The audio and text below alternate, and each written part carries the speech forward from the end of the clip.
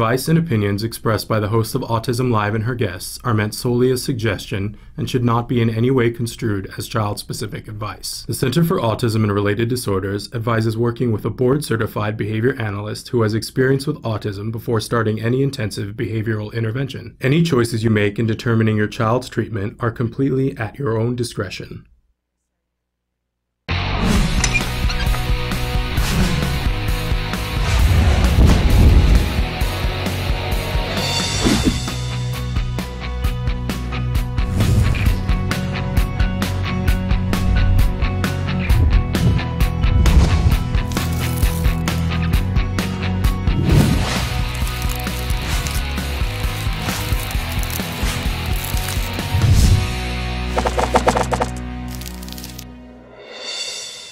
Good morning and welcome to Autism Live. I'm Shannon Penrod. We're webcasting to you live from the Center for Autism and Related Disorders headquarters in Tarzana, California. Today it's Thursday. We're about to start a long weekend here in the United States. This is our last show of the week. I want to remind you that we're not going to be here tomorrow because we are taking this show on the road. We are journeying up to Seattle this weekend. Myself and Emily Goodwin, our wonderful technical director that we always talk about, and we are going to be attending the ABA International Conference up in Seattle. We're very excited about that. We're planning on getting a lot of really wonderful interviews, a lot of great content from BCBAs and trained therapists from around the world, literally. And we'll be sharing that information with you, not next week, but the week after. Next week, we're only doing one show on Tuesday. It promises to be a very exciting show. One of the topics that we've talked about from time to time on this show and said this is a conundrum that we have not been able to solve yet. I know that you guys have told me resoundingly that you have not been able to solve it, and I have not been able to solve it. The question of babysitters, how you get respite, how you know who to trust your child with, how to train those people. And we have a wonderful, wonderful person coming in on Tuesday, Ashley Colas, who's going to be with us talking about the kinds of questions that we want to ask before we have a babysitter come in to work in our home.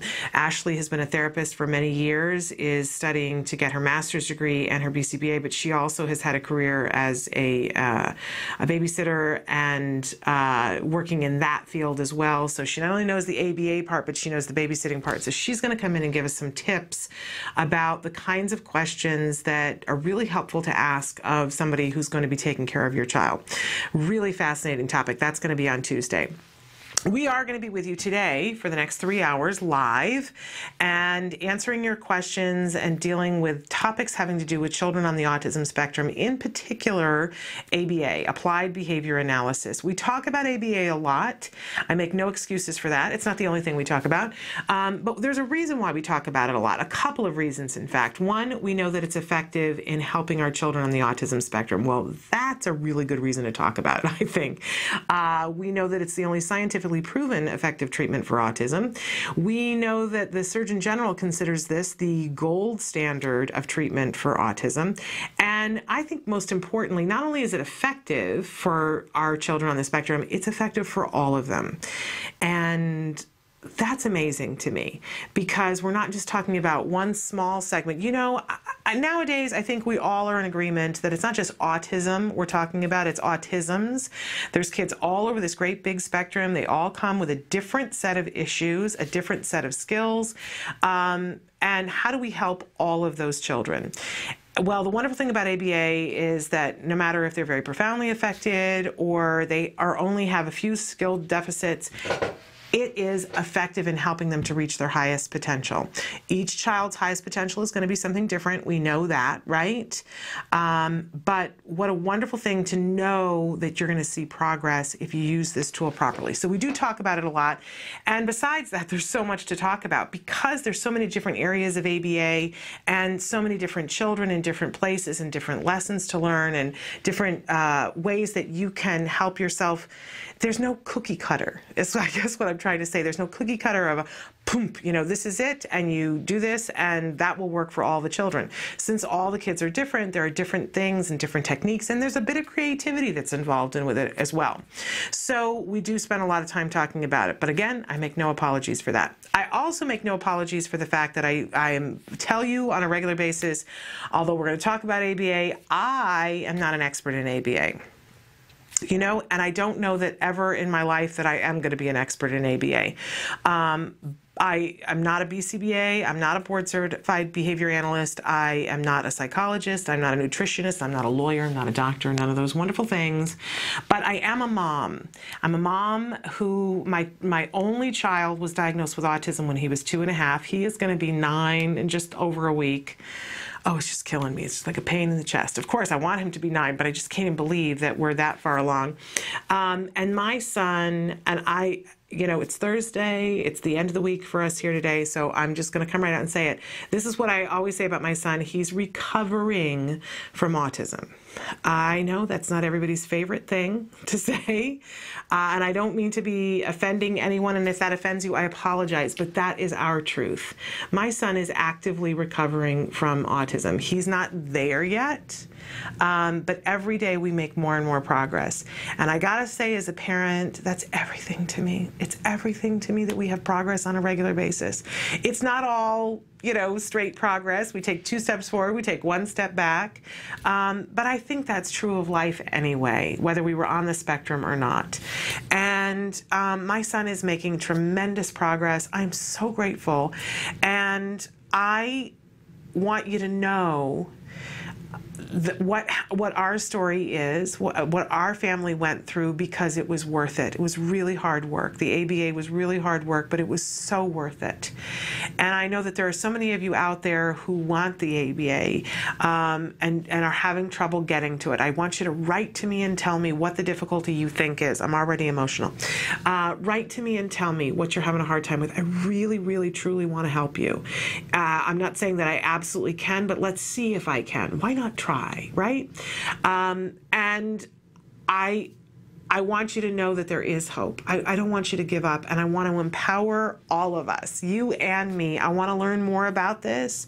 I want to be more effective. I want to be more efficient, and I know that you do too. We want to be on our kids' team and make a difference. I want to be able to look in the mirror and look at myself and say, I'm helping my child, and I'm not being stopped by things that I don't have to be stopped by. Some days that's easier than other days, right? But I want to be here for you. People were there for me in a big, big way, you guys. I have a huge debt to repay. One woman in particular, who we actually show from time to time on this show, I'm not going to disclose who, but a mom who made the difference, a mom and a dad who said, here's what you need to do and here's what you need to know, and showed me what ABA was going to look like, and what it was, not only what it was going to look like in my home, but what it was going to look like on my child and what it was going to look like on my family. And I very quickly saw the difference that it was going to make for us. Life-changing, right? And I said to that mom, I don't know how I'm ever going to repay you. And she said, you're going to pay it forward. You're just going to pay it forward. And she and I laugh from time to time. She's like, well, you're doing a good job paying that forward. And I don't think so. I have more work to do to pay that forward, because it's a huge, huge debt. So you can help me to pay that forward by telling me what you need, because I want to help you. I want to provide the conduit. I said I'm not the expert, but I have access to experts on your behalf, and I don't take that lightly. I'm going up to ask a bunch of questions this weekend at this conference and get as much information to bring back to you as possible. If there's stuff you want to know about, write to me right now and tell me what it is. Shannon, would you please ask about this, this, and this?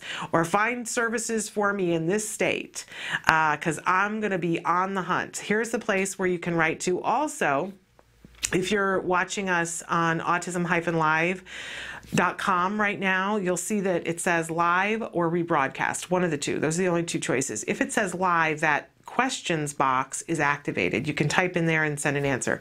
But otherwise, you can send us an email. There are other ways to get a hold of us, by the way. If you're not somebody who particularly likes to write and do emails, you can phone us.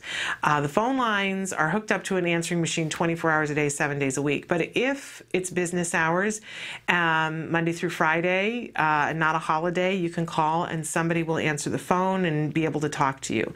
You never know who you're going to get on the phone when you call. So I know some of you have been shocked and surprised, expecting to get somebody on the phone who just is taking messages, and some of you have gotten some amazing people on the phone, some pretty amazing people, right? Life-changing people on the phone. I can't promise you that for every time, but you might be amazed. So you can leave a message. We will get back to you if we're not here when you call. Also, you can Skype in, especially during the live show. If you want to Skype in and have a conversation with me, boy, I really enjoy that. And if you've got the camera capability, why not? So there's the Skype number for during the live show. You can also be talking to us on Facebook. I love it when you guys talk to us on Facebook, even when what you have to say is not the happy, uplifting, oh, hearts and flowers and roses.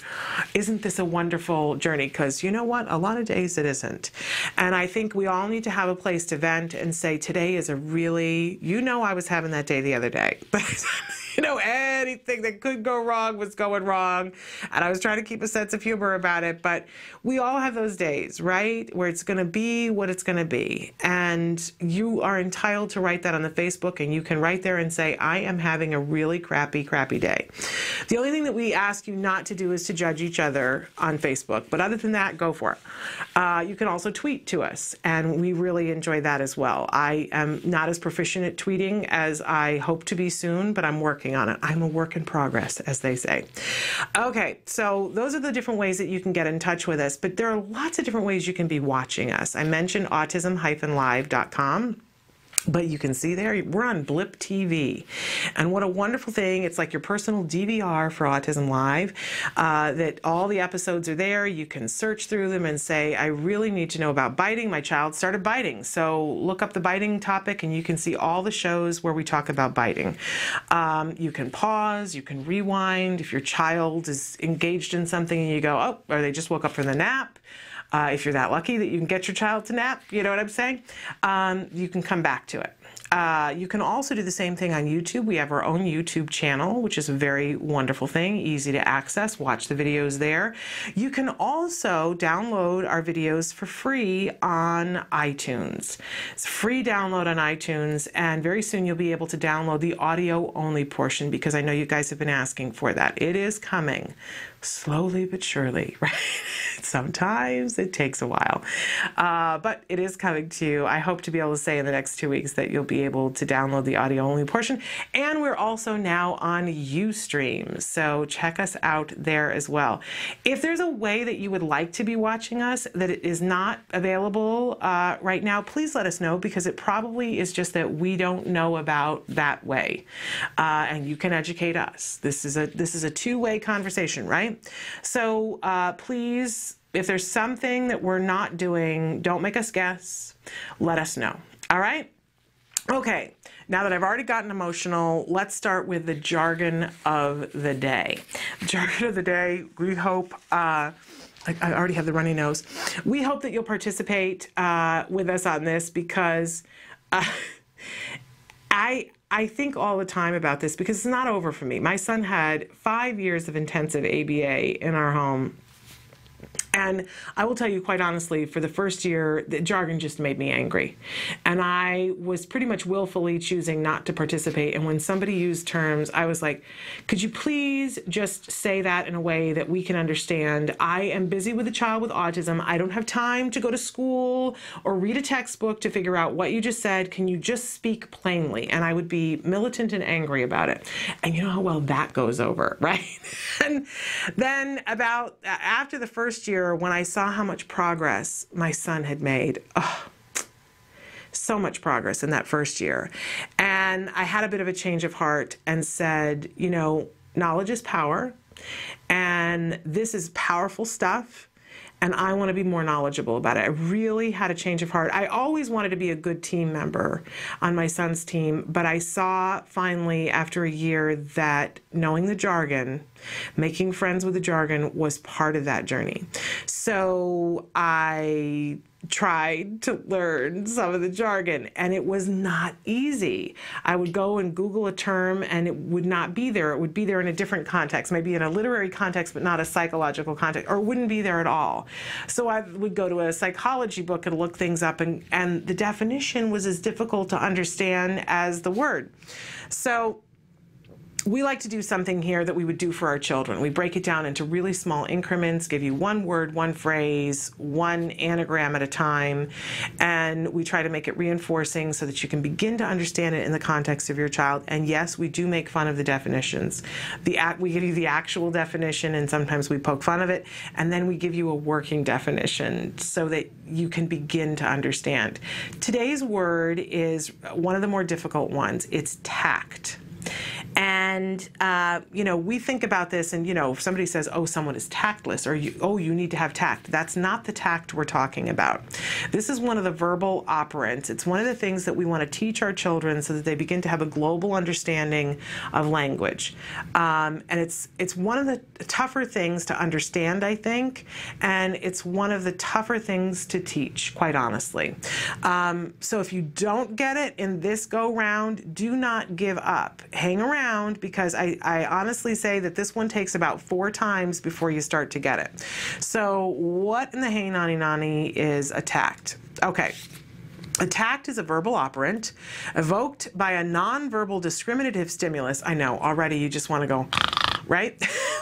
But stick with me. Evoked by a nonverbal discriminative stimulus and followed by generalized conditioned reinforcement. This is exactly the kind of definition that I love to make fun of, because what on earth, even now that I know what a tact is, this is difficult for me to understand, seriously. Okay, so let's go to our working definition and see how close we can get to understanding this.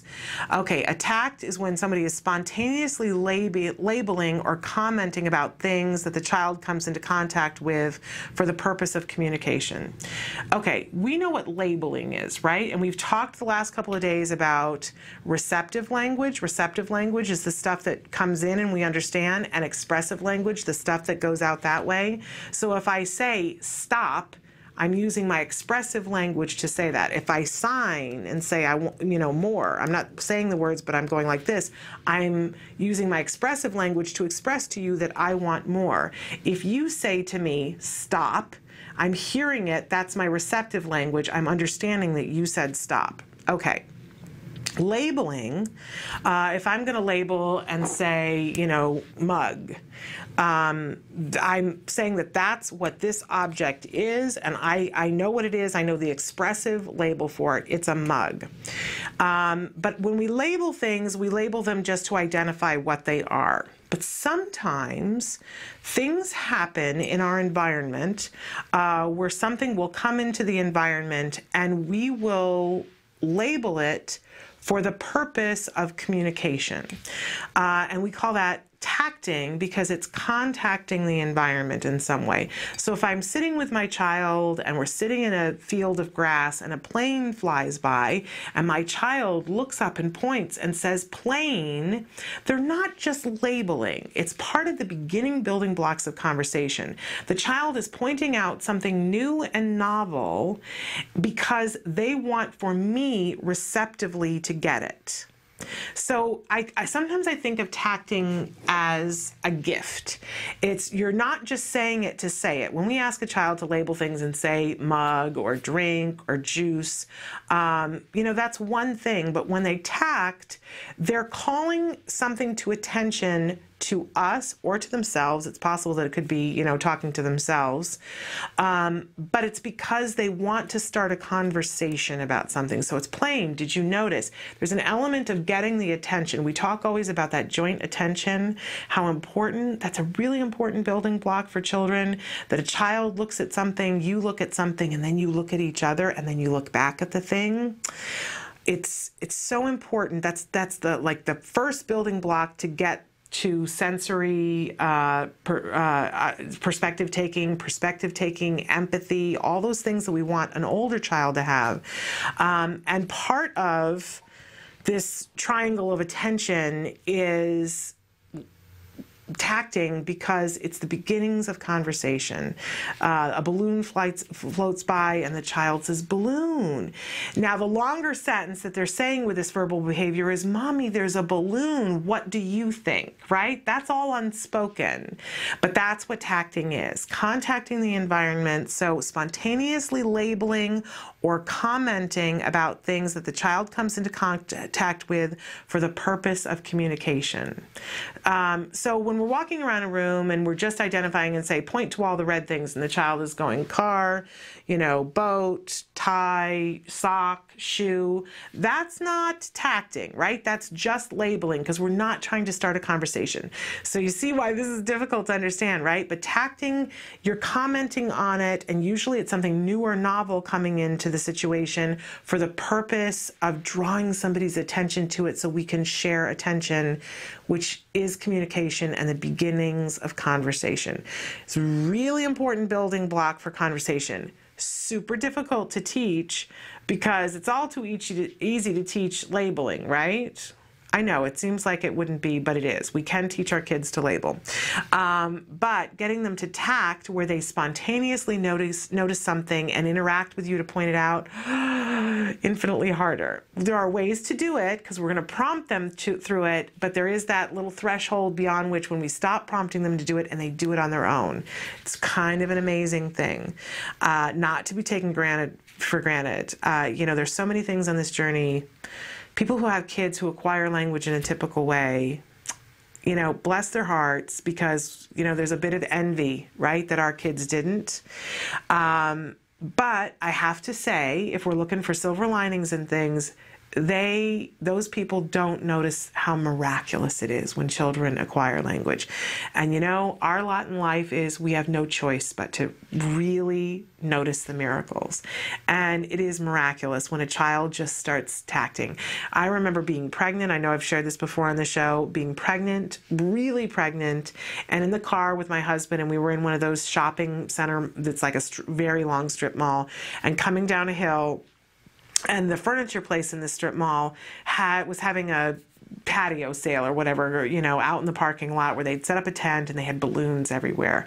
And the baby kicked, and I put my hand on my belly and I said to my husband, it's not going to be, next year or definitely in 2 years, it's not going to be long, and we're going to be coming down this hill and they're going to be having this sale, and somebody in the back seat is going to say, balloons, balloons. And we laughed about that and had the lovely little, it's going to be so much fun and it's going to be so much cute, except that's not what our journey was. That my son regressed into autism and he wasn't pointing and saying, balloons, balloons. Well, that's tacting. That pointing and saying balloons, balloons, like I said, what's unspoken in there is the mommy, look, share the balloon with me, that I'm seeing the balloon and how beautiful it is. And my son didn't do that. Guess what, though? He does now. We can teach this and more. So that tacting, commenting on something in the environment, contacting it for the purpose of communicating with someone, it's a really miraculous thing, and we can teach our children to do it. We got to be patient, we got to be diligent, we got to give them plenty of opportunities. But we're going to talk about that later on today, and we're going to show you a video later on today, I'm sure, about tacting. Okay. We always have a question of the day for you beyond the jargon of the day. And, different days. Some days we ask you to rant. Other days we ask you to dream. Some days we ask you to brag. And I know that on this journey we all have regrets, right? We all have things that if we could do them over again, we would. I hate to be somebody who lives with regrets. Before autism came to live with our house, I would always say, I have no regrets. I have no regrets whatsoever because everything that is meant to be, and yeah, whatever. Right? But this is a really interesting question, and I do think it's really good to say it sometimes. I know that we all walk around with that guilt about, if only, and I think it's really good to say it and get it out and go, but that's not what happened. But, if we don't say it, I think it festers. And we don't want that, right? We want to be healthy and be present and be able to help our kids. So sometimes you just got to get it up and out. All right. So our question today is, if you could do one thing over, what would you do differently? I know it's a loaded question, but I can tell you, and I know that this probably is not news to those. I know I'm speaking to the choir, as it were. I wish that I had listened to my gut earlier. Because I knew that something was happening, and I was kind of poo-pooing it and floating it out to people. I didn't want to be a traitor to my child and say that something was wrong with him. So I would ask little questions of people and say, do you think it's weird that he does this? And I wouldn't tell them the whole thing so that they didn't get all the information. I did go to the pediatrician. We had a new pediatrician that we had not been using for very long. And although, you know, she had heard my child speaking in full sentences, and then I went back to her and said, I'm really nervous, I'm really scared, I feel like something is wrong, he's not speaking in full sentences. And she said, oh, you're one of those older moms who's worried about everything. And don't worry, you know, kids cycle in and out of language, which is the steaming pile of poo that I talk to you about all the time. Kids do not cycle in and out of language. Steaming pile of poo. If your child loses skills, go immediately and get help. Because you know what? It may not be autism. There are other things besides autism, and some of them are even worse. Get your child looked at if they're losing skills ever. And don't listen to a pediatrician like that. You know, part of me is like, if I could do one thing over again, I would go back and yell at her and say, don't ever tell a parent that ever again. But more importantly, I would listen to my gut, and I would leave there and, you know, be polite or whatever, and go from there to another pediatrician, and from there to another pediatrician, until I got somebody to listen to me. I'm trying really hard to forgive myself for not listening to myself. And the way in which I'm doing that is by, when I have an instinct now, saying, that's my instinct, I'm not going to question it.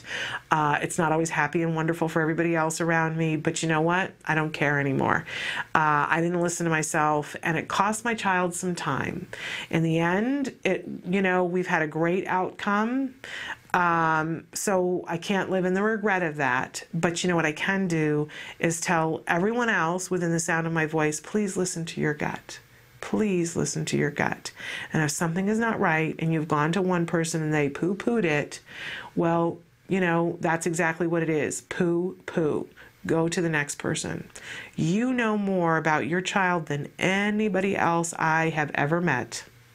Or anybody else you are ever going to meet. So listen to your gut.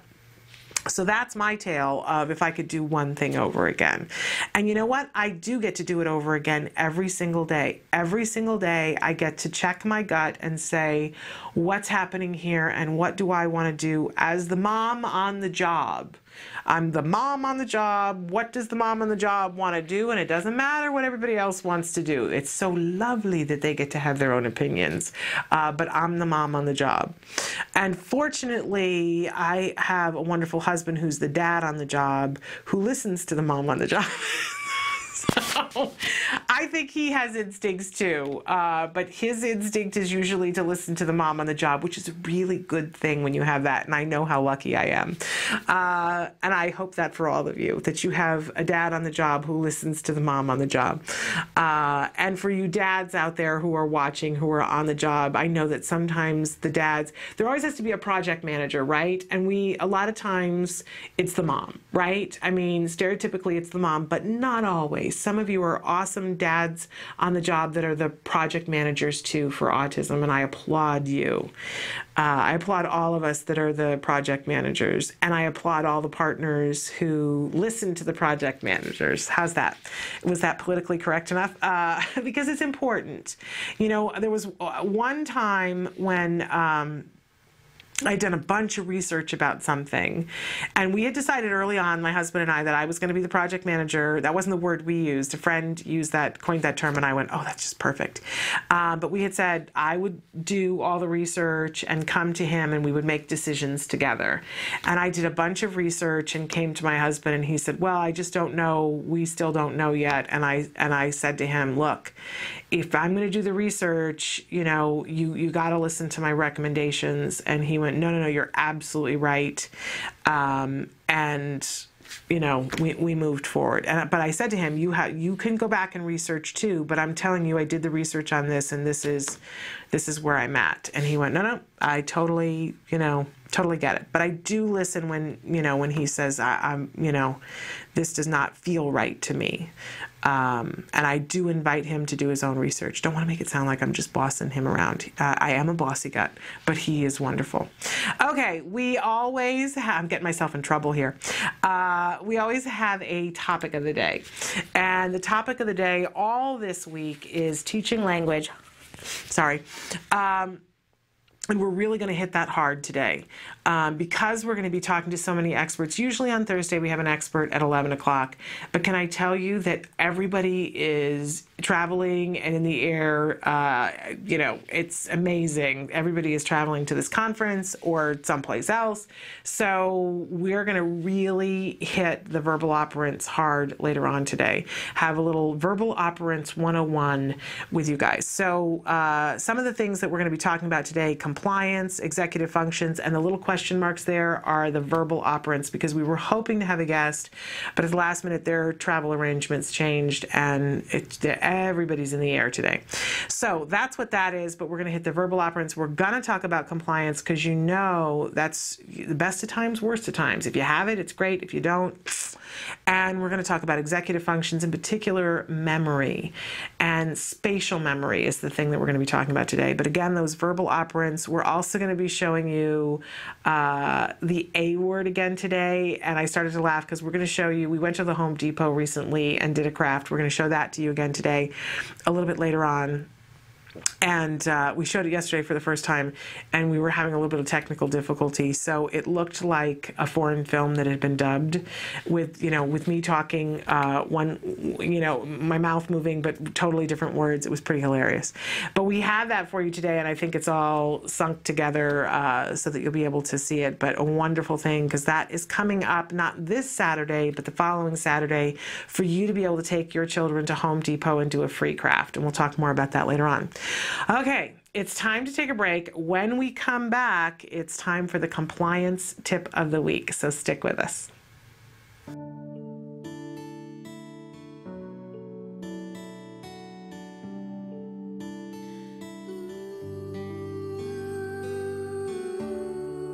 I am grateful for Autism Speaks because they allow families like me to have hope.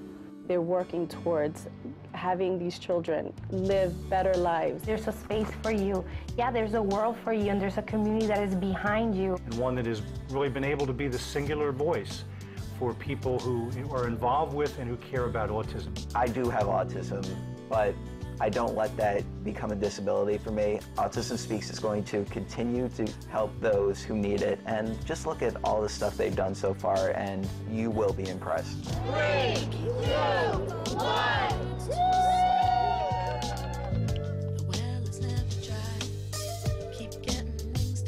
And you need to support the walks. We have to raise awareness, but we also have to raise funds to do the work. I'm grateful for Autism Speaks for one main reason, is they are allowing me to focus on the research. The work that Autism Speaks has been doing is critical for keeping autism research on the radar screen.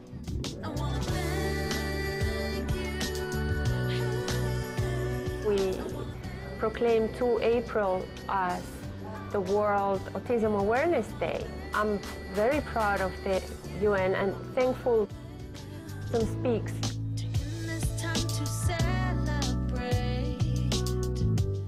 Getting the health mandate bill passed in New Jersey particularly, we needed to be able to make an argument, not just do this because it's the right thing to do, but do it because it's cost effective. When everyone else told me nothing was wrong with my son, I got information from a website that told me something wasn't right. I am so proud of Autism Speaks for creating these beautiful ad campaigns, which have reached people who are not affected by autism and have also created a greater climate of compassion and understanding. It's been really great for Bachman to have gotten involved with Autism Speaks early on.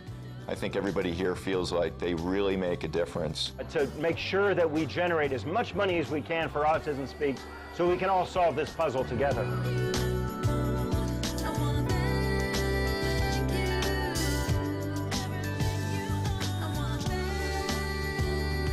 There's no way we could have come this far without our families, without our supporters to date, but there's so much farther we have to go. And everybody's invited to join this cause. We need all the help we can get to make the difference we know we can make.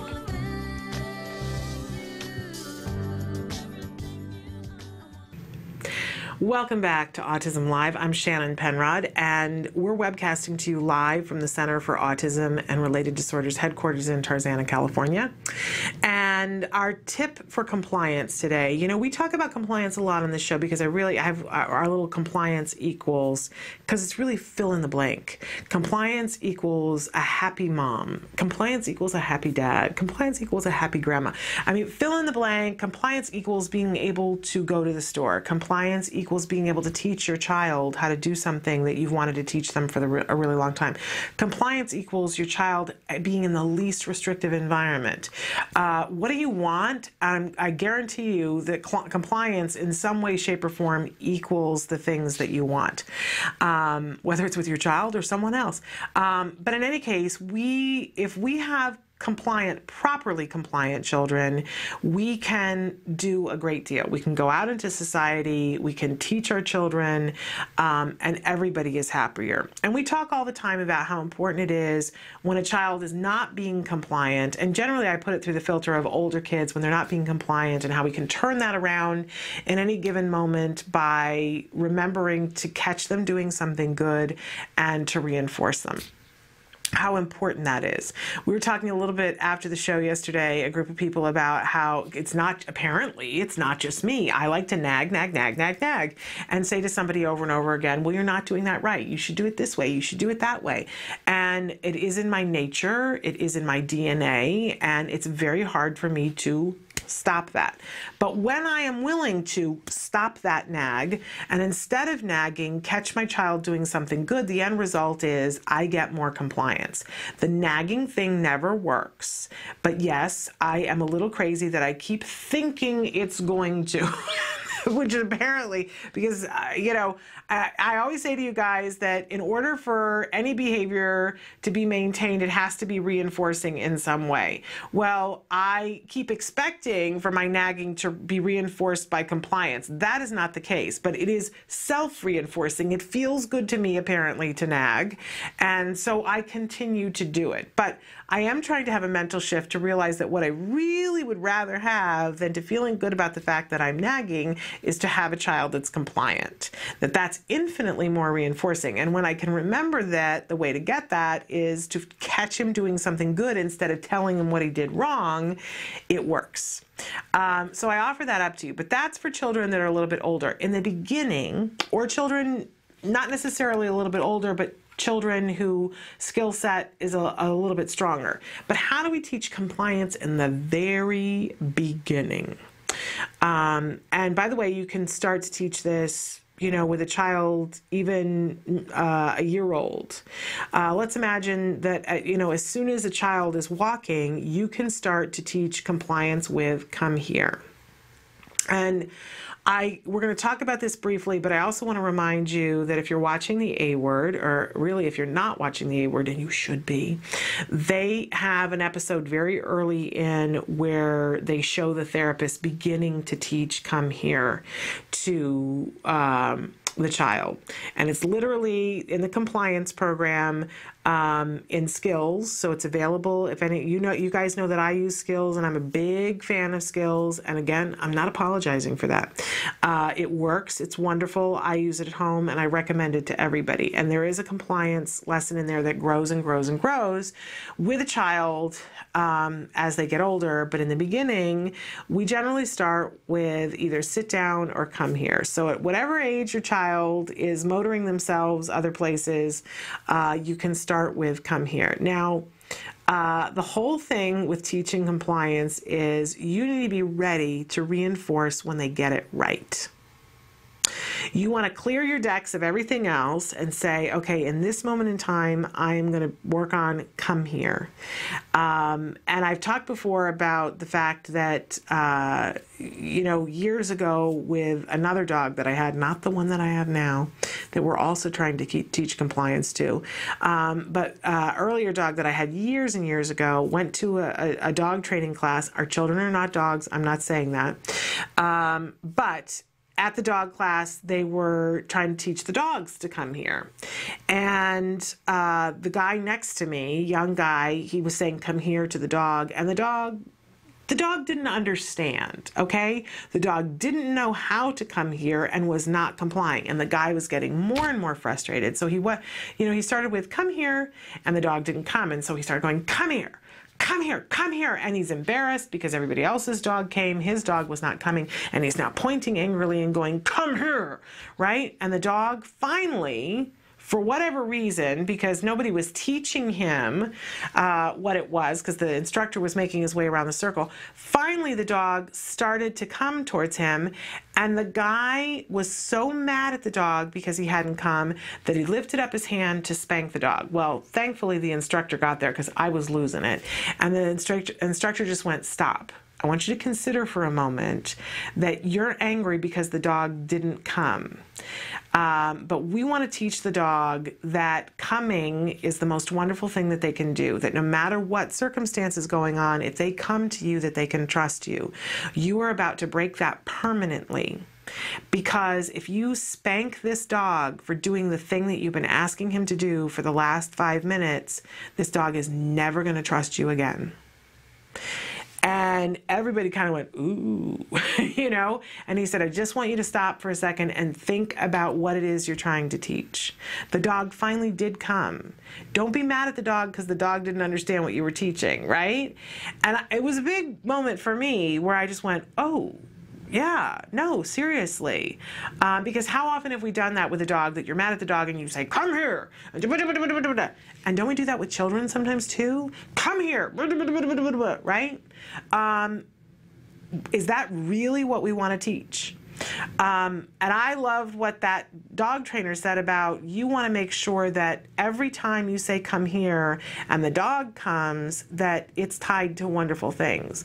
Well, don't we want that for our children? Don't we? I want to be able to say come here to my child and to always know that he's going to come. And that not only is he going to come, and not that he's going to come and think, oh, okay, I'm coming and I'm going to get told what for, or nagged at or whatever, that he comes from a sense of, I want to come to that person, that it's linked to all the good things in life. I very much want that. So if we start with that in mind and say, so we get ourselves prepared and we figure out what does our child find reinforcing on this given day. And we've talked about before that with little kids who don't have expressive language, we can still figure out by watching them to see what kinds of things they're attracted to. We can take things out and put them in front of them, and the thing that they reach for, if we, that may or may not be it, but we can certainly start there, right? So you find the thing, the food, and it's okay for it to be food in the beginning. It's not going to stay food forever, right? I always use the pink lemonade jelly beans as an example. I don't think I've ever even seen pink lemonade jelly beans, although I'm sure they make them. But if that's what your child loves, loves, then what you would want to do before you start teaching compliance is get some pink lemonade lemonade jelly beans and don't give them to your child, right? If your child has had pink lemonade jelly beans all morning long, chances are they're not going to be as excited about it, right? So we're not teasing the child. We just don't tell them that we had the pink lemonade jelly beans. We just keep them up in the cabinet. And when it's time to teach compliance, we're going to go to a place in the house that sets us up for success. So you'll notice when they do it on the A word that she starts teaching compliance in a hallway with a shut door. You don't want the child to feel trapped, right? But you want to be in a situation where the child can't run too far away from you, right? You're minimizing the distractions because you're setting yourself up for success. You're setting them up for success. And in the A word, you'll see that she's sitting there, Jessica, the therapist, is sitting there with Jack Riley, and she stands him up, and she's just like maybe a foot away from him. And she says, come here. And she opens up her arms to him so that he has a little bit of a semblance of an idea, but he doesn't really understand gestures at this point. But there's a chance that he might, right? We always assume that they, and try first, but he doesn't come. And so she prompts him, and she literally picks him up and she brings him over to her, and she says, good job. That was good coming here. And she tickles his belly and she ruffles his hair and she gives him some sort of reinforcer beyond that. Because sometimes the tickling and the ruffling the hair, not reinforcing, and the praise, not reinforcing when you start to work. If you pair it with the pink lemonade jelly bean or whatever the kid finds reinforcing, eventually you can fade the jelly bean out and they're going to find the tickles reinforcing, which is less calories, less expensive, right? We want our children to be reinforced by praise, and we do that by pairing it with something that is reinforcing. But in this case, she physically prompts him, full physical prompt. He stands there and he's not even looking at her. He has no idea what to do. She might as well have said, blah, blah, blah, blah, blah, right? He doesn't know, but this is how we're teaching, right? So she says, come here. She waits. He doesn't come. She waits like 2 seconds, and she picks him up and brings him up. That's coming here. Good job. Reinforce, reinforce. Give the jelly bean. And then what does she do? She puts him back where he was. We're going to do it again right now. She doesn't say that to him, but so she reinforces for 2 seconds, takes him, puts him back, waits 1 second and says, Jack Riley, come here. And he's standing there. He doesn't know what to do, right? This time, she's going to reach her arms out. She's going to see if he remembers. She reaches her arms out, and he comes, and she says, good. Now, already, we're starting to fade the prompt. That's called prompt fading. Because first, it was a full physical prompt, right? She picked him up. He had no choice. And she brought him over and said, good, coming here. Now, she's just reaching out her hands, and he comes, and she says, yes, good, that's coming here, good. And she's using the words again because we're building his receptive language ability to understand that come here means that you come here. So she keeps saying it. That's really good coming here. Tickle, tickle, tickle, pink lemonade. Puts him back, and we're only seconds here. This whole thing has taken less than 2 minutes, right? She puts him back and she says, come here. And this time she's, she's going to try not to prompt. She says, come here. He doesn't do anything. So she just brings her hands up. Instead of doing this, hands here. We're fading this prompt. People think of fade prompting that it happens over a week. No, it happens like the next trial. She says, come here. Now, if he didn't do it and still didn't come here, then she would go to the last most successful prompt, which was hands out, and he would come, good, coming here, and then try it again. Okay, come here, and so we try this. Oh, he's doing it this time. Yay, that's wonderful. And we do it again and say, come here, no prompt, waiting to see, because eventually, maybe on the 8th prompt, maybe not at all in this set of 10, but sometime that child is going to get it if we've made whatever the reinforcement is strong enough. Because we don't know what's going on in his head, but it could be something along the lines of, I don't know why she's so happy when I step over to her, but I know I get my pink lemonade jelly bean, so I'm going to do it, right? And then over time, what's going to happen is that they're not going to be in the hallway. They're going to add more distractions to it. Probably the next time she does it, she's going to sit further away. Maybe it's 1 more foot away and say, come here. But over a period of time, over a period of weeks, they're going to try this come here in a variety of different situations. Because we're going to talk about generalization in the next tip. Because she's going to see if she can get him to come here when, you know, he's doing something that's not exciting to him, but then eventually she's going to see if she can get him to come here when he's doing something exciting. They're going to see if mom now can say come here, and dad can say come here, and grandma can say come here, and if there's a teacher, the teacher can say come here, right? And that sometimes we're outdoors when we say it, sometimes we're in the kitchen, sometimes we're in the bedroom, but that come here means that your body moves from where it is to where I am, and build this compliance. And from there, we can go to stand up and sit down, and we can build it into other lessons like touch your nose. So we're learning body parts. And again, we're prompting, showing them, yes, that's your nose. Good. Touching your nose. Tickle, tickle, tickle. Reinforce, right? We're always going to be fading our prompts because eventually we're going to fade our reinforcement too. At this point in my life, if my child's about to be 9 and I say to him, okay, come here. And he comes over and I don't 100% of the time say, hey, thank you, that was good coming over here, right? I don't need to reinforce this every single time. However, when I'm seeing my compliance get a little shaky, you betcha I go right back to that. My child comes over and I go, hey, thanks for listening. That was really great listening. I sure love it when you do good listening.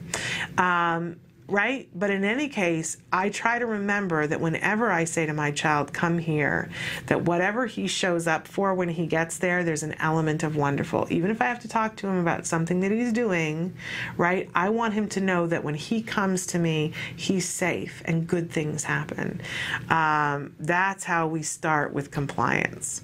Okay, we got to take a little bit of a break. When we come back, we are going to talk about generalization across people. We've already sort of hinted at it. So stick with us. Mostly the behavior started at night, but it was invading the day where he would just speak one syllable and babble and pace around. When she was a year old, she lost speech. She did never seem to request me for anything, even for food.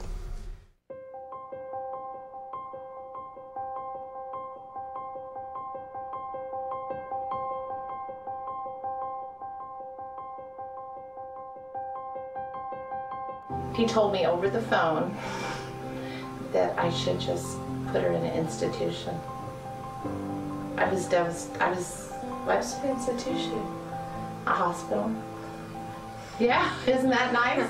He told me that it was possible or likely that Ruffin would never be employed, that he would never work productively, that he would not know that I loved him, nor would he love me, nor would he be likely to marry.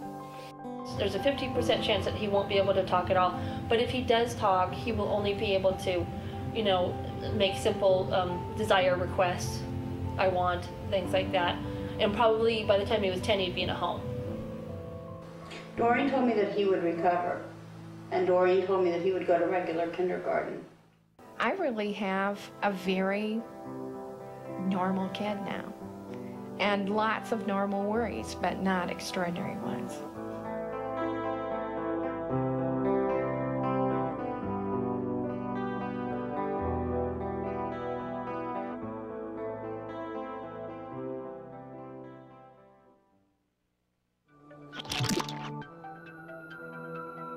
My name is Deli Popola, and I'm one of the creators of TheOutSpot.com.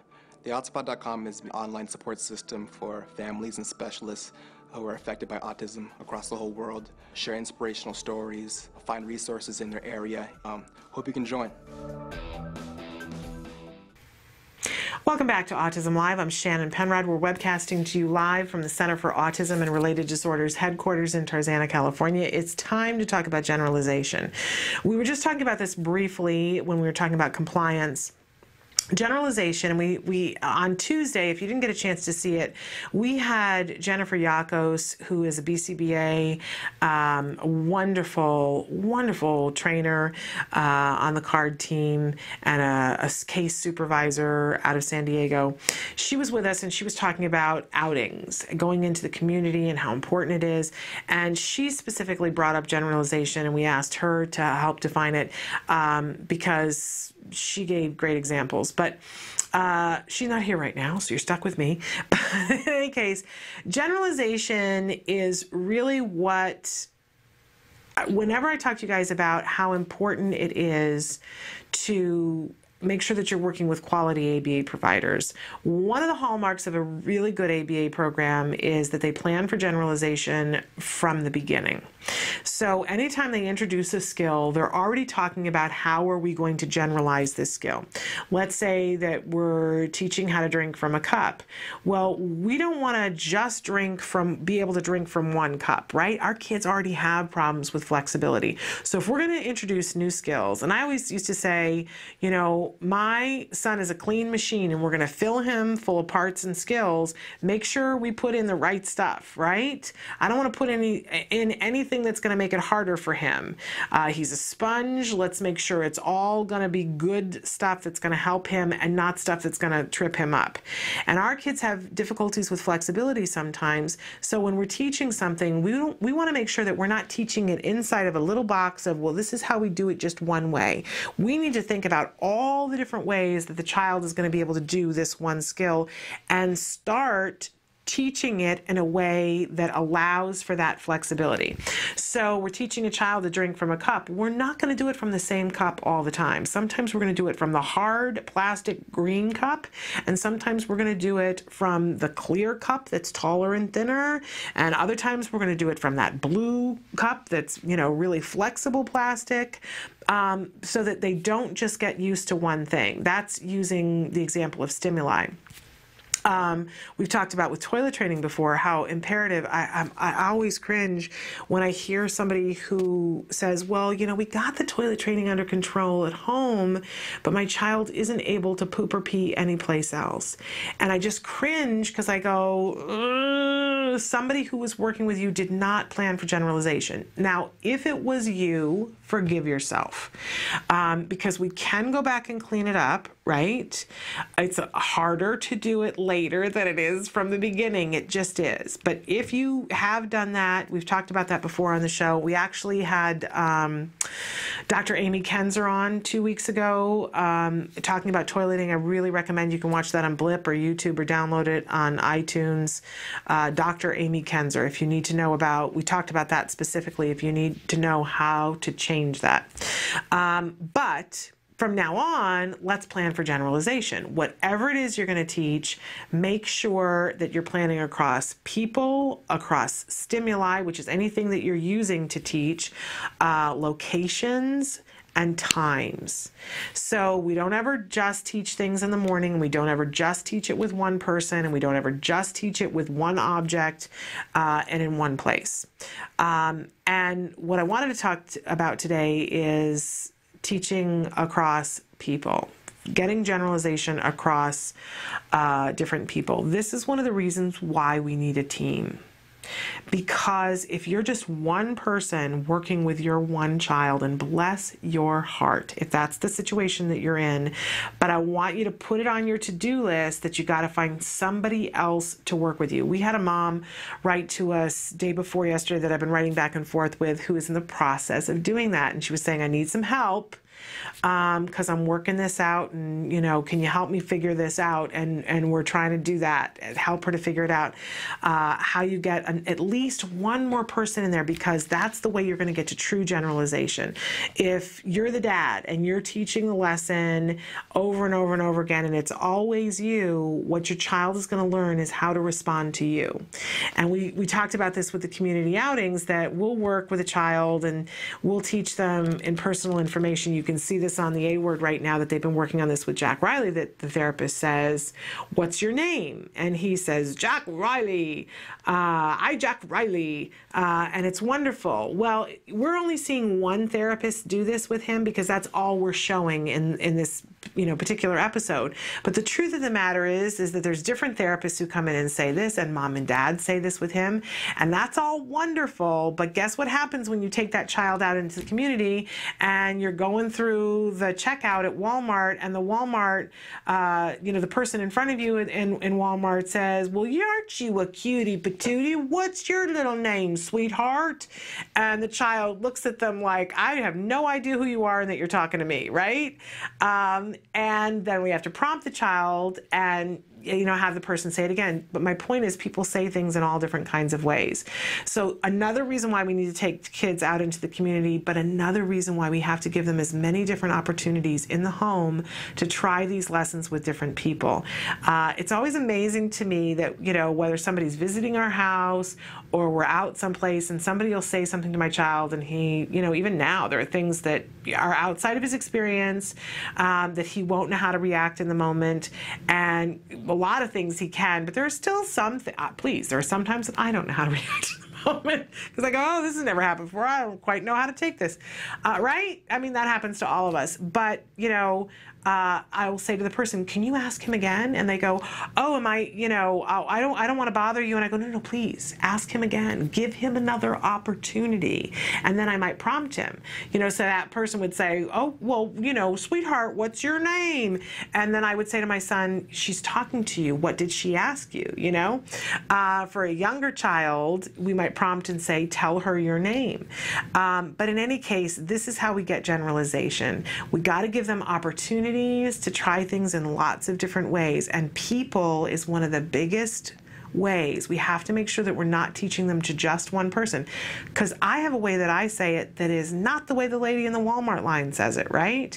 And it's not the way the teacher's going to say it, and it's not the way the kids are going to say it on the playground. So we have to generalize to different people, and we can do that by exposing them to different people and having them work the lessons with different people. So it has to be a team. It's got to be a team. I know, as much as we think, oh, I should be able to do this completely by myself, steaming pile of poo. It's not true. You have to have a team to be successful. In order to get generalization, it's got to be a team of at least two. At least two. 3 is better, but at least 2, and then you got to take it out into the community. Plan for generalization. Your child will eventually be able to handle a wide variety of circumstances that they were never taught if you have planned for generalization. Okay, it's time for the A word, and this is a wonderful documentary that we've been talking about with Jack Riley. You're going to see him doing that personal information lesson in this episode, but a lot more. He learns in front of our eyes in this episode how to drink from a straw, which is pretty fascinating. I hope you guys are watching this on a regular basis, but take a look at this week's episode and we'll talk about it on the other side. This is the A word.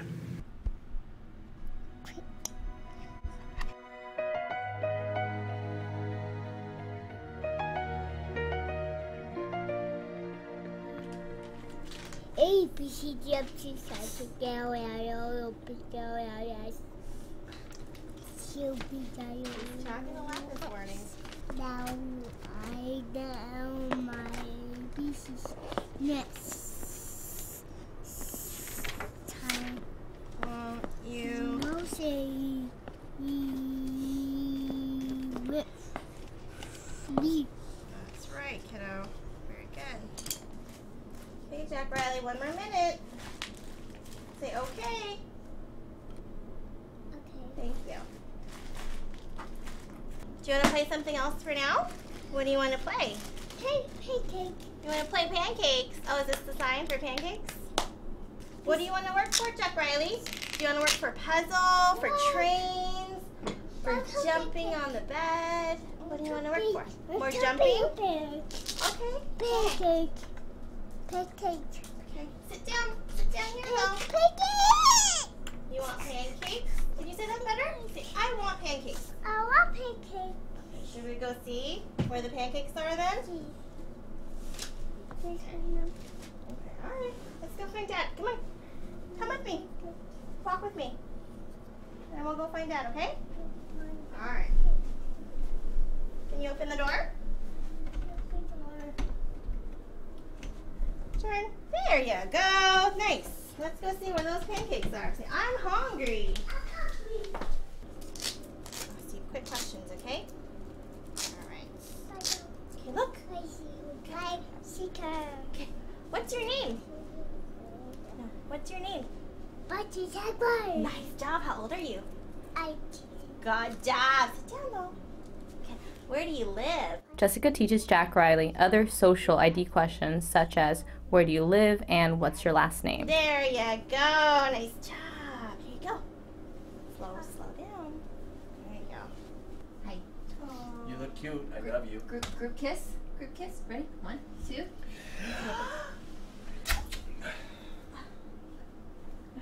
Oh, nice hands. Nice hands. Nice hands. Nice hands. That's Nice hands.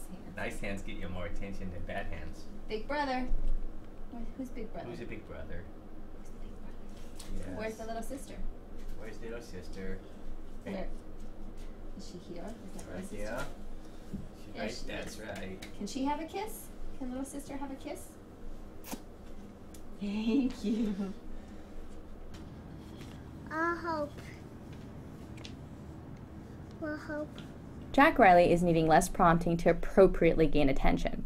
Jessica only gestures to get him to ask. They introduced the skill about 7 weeks ago, and it's becoming less contrived and is occurring naturally in situations. Here's a look from 7 weeks ago, when Jessica first introduced gaining attention. In the beginning, she tempts Jack Riley with an item he wants, then prompts him the whole way, gesturing and physically showing him what to do and what to say. Jessica. I want pancakes. Hey, look at me when you say it. Say, I want pancakes. As time goes by and the skill becomes more natural, the prompting will completely fade away. Ready? Okay, show them how you can use a straw. You gotta go all the way. Show me. There you go. Good job. Feeding used to be very time-consuming and difficult for Cheryl and Mike. Jack Riley would swat away food fed to him and would refuse to self-feed. He now feeds himself and even uses a fork. His diet, though, is still limited, but it's growing. Drinking has also been an issue for Jack Riley. He's typically only drank out of baby bottles or bottles with a hard nipple top. They've tried getting Jack Riley to drink from a cup, but every time they would present it, he would try to lap it up like a cat, anticipating all the fluid to come rushing at him. Now they have introduced drinking from a straw, so he has an item to drink from that is age appropriate. Now suck it up. You did it! You wanna do that again? Yeah. Wanna do that again? One more time, and then you can play. Okay. Yay! Very good, Jack. There you go. You guys got that exact same pitch level there. I don't know how you duplicate. Do you want the purple iPhone? Okay. Okay. What's the matter? You can have applesauce. Hey. You can have it. You can have it. Come here. Can you show me? Bite for mommy. Your turn.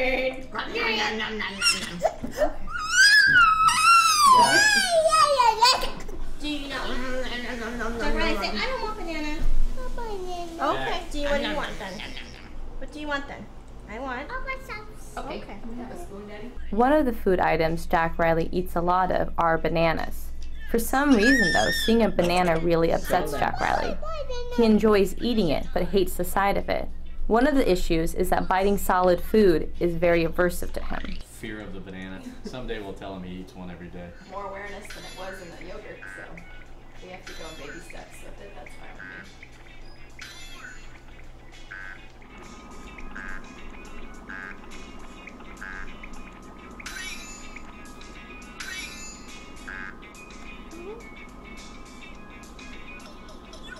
This is history. I might drink the whole thing. With like no prompting, no. Yeah, you're right. Okay, kiddos. See ya. Have a good weekend. Say thanks, Miss Jessica. You say bye. Hey, can you say bye, Jessica? Look at her. Where is Jessica? Where is Jessica? There she is. Thank you. Oh, thanks. Just in case you were wondering. You're Jessica. You are. Bye, guys. Bye. Have a great weekend, See ya. Jessica. Welcome back. That was the A word, and I can't say enough great things about this series. I know we show one episode every day, and it's the same episode all week long because I like to armchair quarterback it and point things out and go, did you see this and did you notice that? And today I want to talk a little bit about Jack Riley's food issues, because I know a lot of you people write in and say it's a big, big deal. And I think all of our kids, I think all kids in general have preferences. We do. You and I have preferences about what we eat. I certainly do. I eat really weird. And what everybody else eats, I go, oh, really? I don't eat that. I think it's not a far leap to assume that our children have opinions about food, and we see that at the table on a regular basis. It does not change the fact that we need to get them to eat a healthy diet. And, exposing them to foods and having them be picky and finicky about it, and especially to textures and sensations, and whether it's cold or it's hot or it's warm or it's slimy or whatever it is, our kids are going to have preferences, right? Sometimes extreme preferences, which lead to that very selective food choice. And I know I joked the other day about the fact that, my son has a lot of allergies and has been on a really restrictive diet for a long time. And I was saying, our joke around the house is if you want your child to eat a wide variety of foods and request a wide variety of foods, limit their diet to a couple of things and suddenly they find everything else. My son's always in the store negotiating with me saying, can I try this? Can I? Someday he's probably going to be a food critic because he thinks an adventure if he gets to taste something he's never tasted before. It's bizarre. But I swear it's because his diet was so restricted and still is, quite frankly. We were in the store, I think it was yesterday, and he was saying, can I try clams? I would really like to try clams sometimes. And I'm sure that we will try that at some point. We did not try them last night, but I'm very careful about how, because of allergies and things like that, how and when we introduce foods. And he's got some testing today, so I didn't want to, run the risk.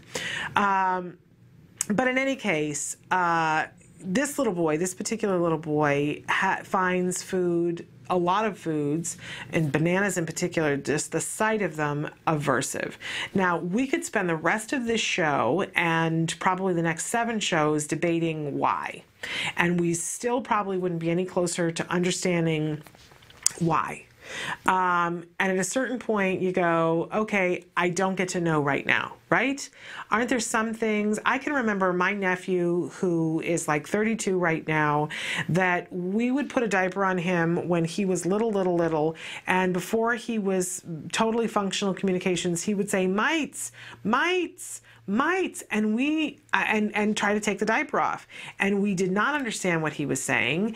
And we would always say, oh, we can't wait till he's old enough and we can ask him. And of course, when he was old enough, he was like, I have no idea what you're talking about, right? We will never, ever be able to understand. And he didn't get a rash or anything, so I don't know what it was he was trying to convey. I had twin nieces. I still have twin nieces. What am I saying? That are now about to turn 30, and you know how twins have a little language that they speak all of their own. Well, the 2 of these little girls would sit and look at each other and they would say fonces, and then they would laugh for an hour. And we always wanted to be in on the joke. We wanted to understand. We couldn't wait. They're almost 30. They have no idea what fonces. They can't tell us, right? Sometimes we get to know, and other times we just don't get to know. But my point is, we could waste a whole lot of time on why is the banana aversive, or we can slowly start to systematically desensitize him so that he doesn't have to be a 30-year-old who freaks out every time he sees a banana. And if that sounds ridiculous, let's remember for a second that our kids grow up and that there are young adults who are on the spectrum who can have a meltdown because they haven't had support services when something happens. I mentioned yesterday that my son was having difficulty going from one floor surface to another floor surface and was having a meltdown over it. And that they were able to work with him, and we were able to work with him to systematically desensitize to him so that, excuse me, that's a non-issue in his life. But I have seen adults on the spectrum who are in their 20s that still have a problem crossing a tile floor. And the question becomes, you know, at what point, excuse me, I got to take a drink of water. At what point do we want to help our children so that that's not the case? So, you know, in the case of food, we want to really look at the situation, again, take that emotional divorce that we always talk about, because it's upsetting. Food's a very emotional thing for all of us in different ways. We have such memories tied to certain foods, and we give food and consider it love. We take food and consider it love. It's a very emotional thing. And so whether your child is feeding or eating, so we see Jack Riley, and he's got these issues with food. And one of the things that they've been doing with him from the beginning that you'll see if you go back and watch the earlier episodes, they went and bought some fabulous, I believe they're Melissa and Doug. Melissa and Doug make some really wonderful wood toys that, while they're not the least expensive toys, a lot of times there's coupons that you can use at different stores that sell Melissa and Doug items, and they sell them at teacher supply stores. And if you go in and you say that you're a parent who's working with your child at home, they'll give you a teacher discount. But they have food items in Melissa and Doug that are wooden, that are awesome, that and you can work with them in a variety of different ways throughout your programs. But for instance, they have like an orange that velcros together so that you can take the segments apart and pretend you're eating, do functional pretend play. But it also helps sometimes to desensitize. Think about how sensory food is. That, you know, a banana has a feel to it. Sometimes it's cold and clammy, and then you peel it, and when you do, scents come off the peel. I mean, there are a lot of different reasons why this could be bothering the child. But if we can isolate some of it and put it in play, sometimes we have the opportunity to make it less aversive. So they've been working with him to make some foods less aversive, and he, you know, his reaction here when they bring out the full banana and mom opens it and he's, you know, and he likes the banana, but he doesn't want to see the whole banana, and he's pointing to that applesauce. Well, this is a step in the right direction. In fact, it's like 3 miles in the right direction, because it used to be they would be in a banana and they'd lose him for a good hour. There'd be a meltdown, a full-on meltdown over it. So we're not having the meltdown. He's pitching up and, you know, starting to tantrum, but he's pointing through the tantrum and going, ah!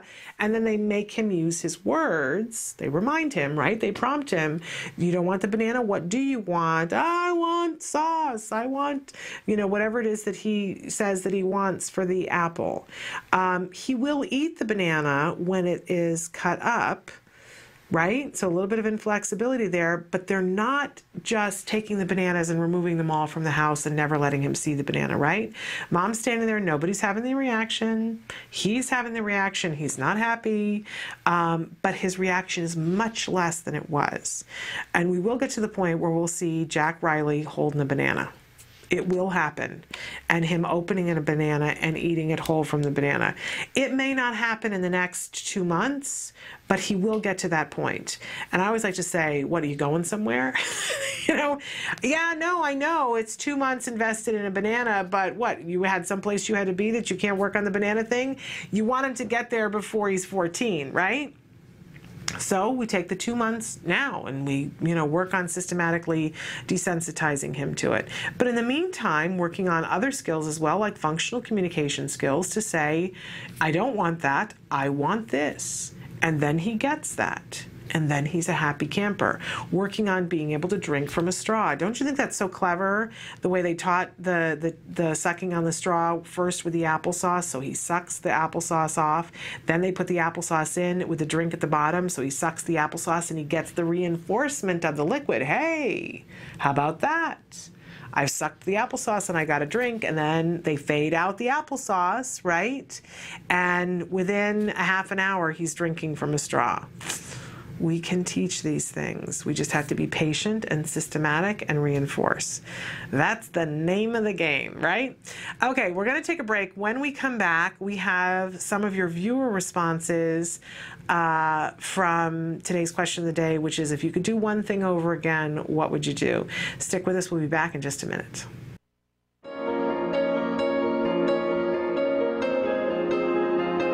ACT Today, or Autism Care and Treatment Today, was founded in 2004 by several passionate parents who believe that access to early, effective treatment is vital for individuals with autism. Together with Dr. Doreen Graham-Pache, the world's leading provider of therapy for autism, this group created ACT Today to do just as the name implies, take action immediately to treat autism spectrum disorders. A lot of families and parents and even physicians don't yet accept the fact that we are recovering children with autism. In 2006, inspired by her struggle to get treatment for her young son Wyatt, television producer and author Nancy Alspaugh Jackson and her husband Reed hosted a backyard benefit for the foundation called Denim and Diamonds for Autism. Tens of thousands of dollars were raised, and in 2008, Alspaugh Jackson took the helm of ACT Today as executive director.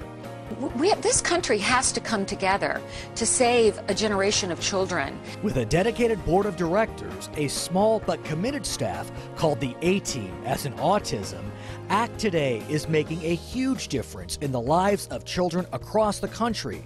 Grants that fund programs for behavior therapy, special needs schools, and summer camps. Medical needs like diagnostic tests and special diets.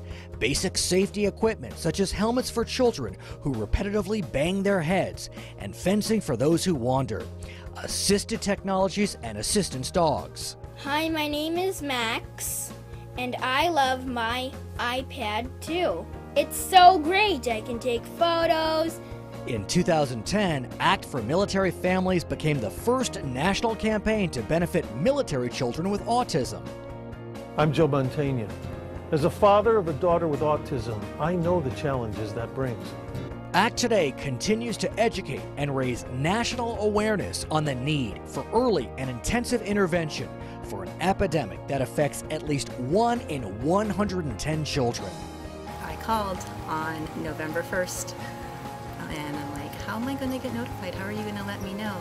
And they ended up looking and they informed me that he had received the grant, which was like a blessing from above.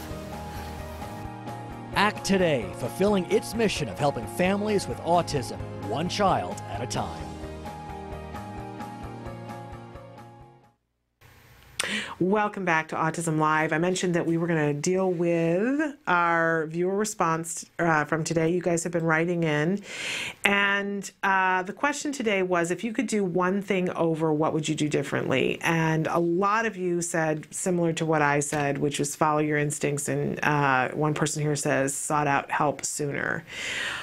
Somebody wrote in and said not get married, but that's not to say I wouldn't want the children that I have today. Another person who says listen to my own instincts and not the pediatrician's. Another person said gone to cooking school. You gotta love that. And you know what? It's not too late. You can still go to cooking school. Somebody else who said, wish I went to see my regular pediatrician and consulted with him. He is truly the best. Yeah, I had just switched pediatricians, and so I said I went to but my son had still had language, and she saw the loss of language, and the new pediatrician, and didn't, poo-pooed, said, oh, it's poo, which is exactly what it was, poo-poo. But I had just been with a really fabulous pediatrician, and I wish I had just gone back. My insurance had changed, though, and he wasn't covered anymore. Another person had said, I shall have been more careful with the tooth of my 8-year son suffering from autism. Bringing him to the dentist is a nightmare for him and for me. I know that it's really hard, and this is a mental note to myself as well. I got to get my son back to the dentist. A lot of times we don't know when something's up with our kids. kids. It's really important that we keep our regular, and boy, I'm hearing this for myself, it's really important that we keep our regular appointments and have them checked, because they won't always tell us when something's going on. I brought this up yesterday with the vision thing, that they don't know that something is wrong vision-wise. If they can be walking around seeing 2 of something, and they're not going to tell us that they're having this binocular vision problem, because they think that we're all seeing 2. They don't understand that that's not how the whole world sees things. Here's one that's really interesting. I would have let my therapy team do a food program when my child was 4. She is now 12 and still dealing with pickiness. It's really interesting because because my son is such a healthy eater and he eats a wide variety of stuff, and food is such a big issue to me, I was adamant about that we were not doing anything to do with food. And at some point, we're going to have Peter Farrig come in here again. I think Peter Farrig is just one of the most amazing people on the face of the planet. He was the very first therapist to ever come to my door and do therapy with Jem. And he was his senior therapist for the first little while. And he's an amazing person. Just an amazing person, an amazing therapist. If you have the opportunity to speak to Peter or have your child work with Peter, oh man, are you lucky. And I remember Peter, there were some food things that Peter really desperately wanted to work on, and I said, no, we're not working on this. This is, I'm the mom on the job, and the mom on the job is going to take care of it. And I think my child is just fine. But one of the things that bothered Peter is that my child eats really quickly and doesn't chew as much as he should. And he takes after his mother. And I think about that from time to time, and I probably should have let Peter work on that with him, because I'm going to have a teenager who literally inhales things without chewing them. And we didn't have the problem with pickiness, but I do think that a lot of these things, they're easier to work on when they're smaller. I know it doesn't seem like it when they're smaller, but with perspective, it is easier to work on things when they're smaller.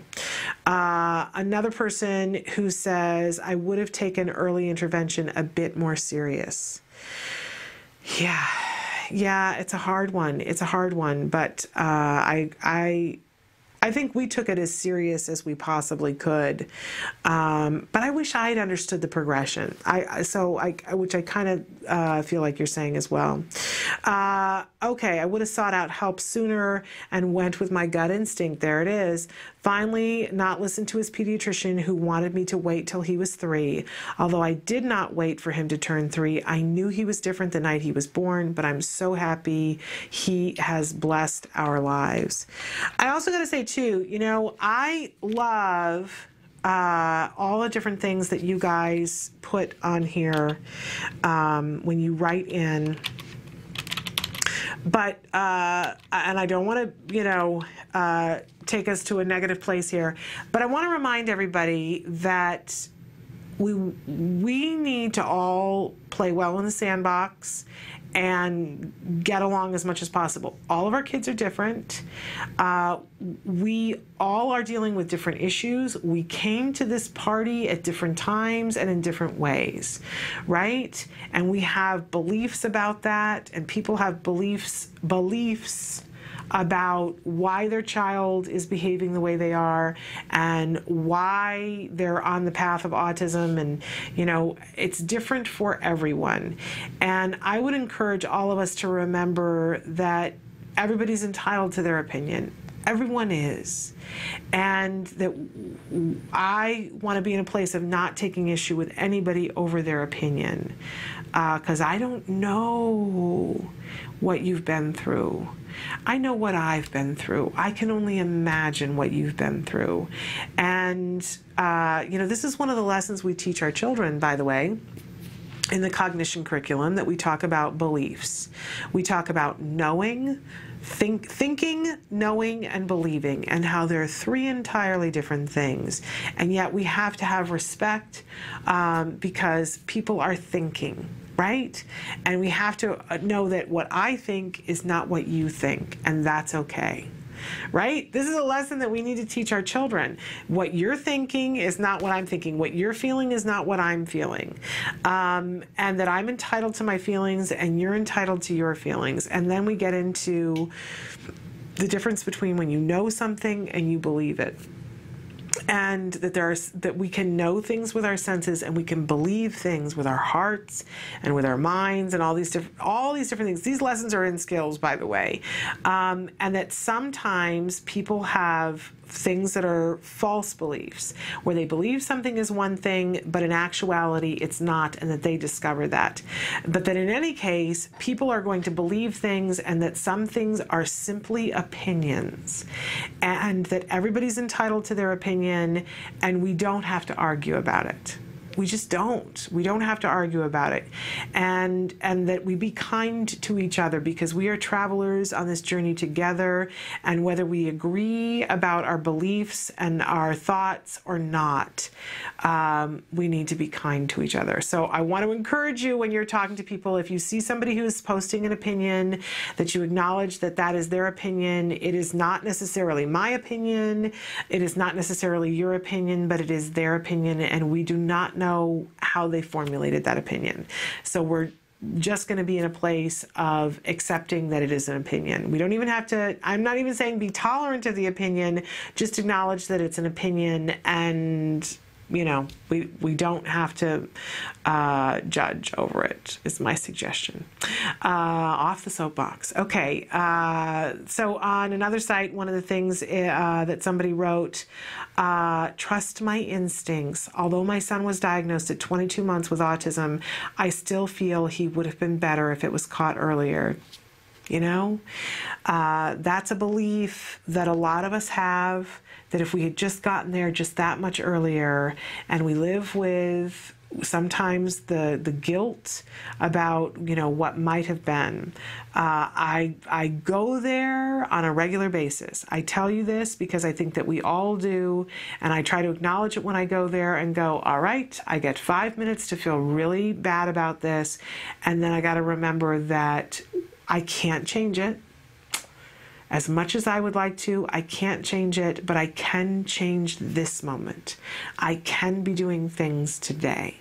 And that if I'm thinking about what I might have done, I'm not in this moment. So acknowledge it, because we don't want to squash it down and pretend it's not there, right? It is. But then we got to get back to what's at hand, and there's work to be done today. Another person who said, go with my gut feeling. Go with my gut feeling. So important to go with our gut. Over and over and over again. We all have that. All right. We're going to take a break, and when we come back, we're going to talk about memory, and in particular, spatial memory, and how we can help our children in a really fun way to begin to take note of the space around them and have memory having to do with it. Stick with us.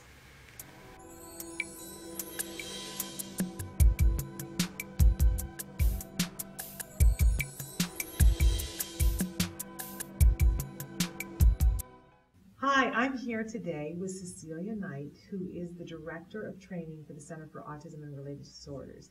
And she's going to talk to us about something that I'm not entirely clear on, tacting.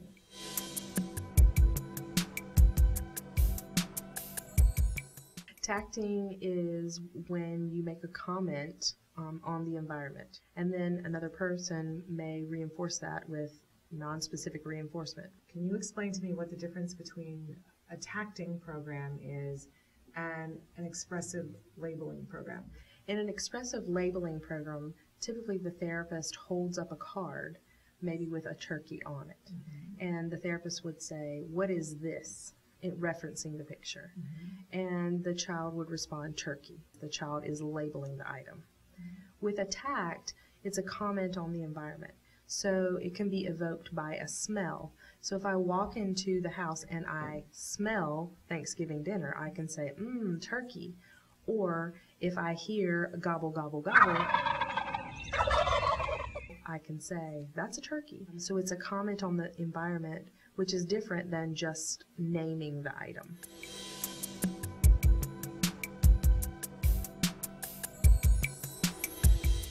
how do you get a child to comment on the environment? That's got to be hard. It is. We use different prompts. Most of the time we use vocal prompts. For example, we may look through a book and point to the picture of an item and say, oh, look, it's Nemo. Say, Nemo, and then reinforce the child for responding. Or we may say, what do you see? Say, Nemo. And then eventually we would want to fade our point away. So I may say, look, Nemo. And then the child is referencing that and then also saying, that's right, I see Nemo. And then later fading completely away so the picture of Nemo itself evokes the comment. If we're working on something auditory, maybe we have a cow on the table and we play the environmental sound in front of them, maybe give them a vocal prompt to say, it's a cow, and the child may say, it's a cow. And then we might fade the visual of the cow and they just hear the sound. And we prompt them by saying, say, it's a cow, or I hear a cow, and then eventually fade until the sound itself evokes the comment. The goal is to get towards spontaneous tacting, where the child can walk around and comment on the novel things in the environment that he hears or sees. And so that's a great way to sort of bridge to that point. Tacting is really important to get to higher level lessons of interverbal behavior. Commenting on things that are private events, or commenting on things that I can't see that you're feeling, like your stomach hurts. But it's important to have those tacts in place so you can get to those later programs. Welcome back to Autism Live. I just said I'm eating a Tums. You've caught me. It's real. It's what we do here. So in any case, it's live, right? I want to talk to you a little bit about executive functions. And I get excited anytime we talk about the executive functions curriculum of skills because you're not going to find it anyplace else. And I think it's pivotal.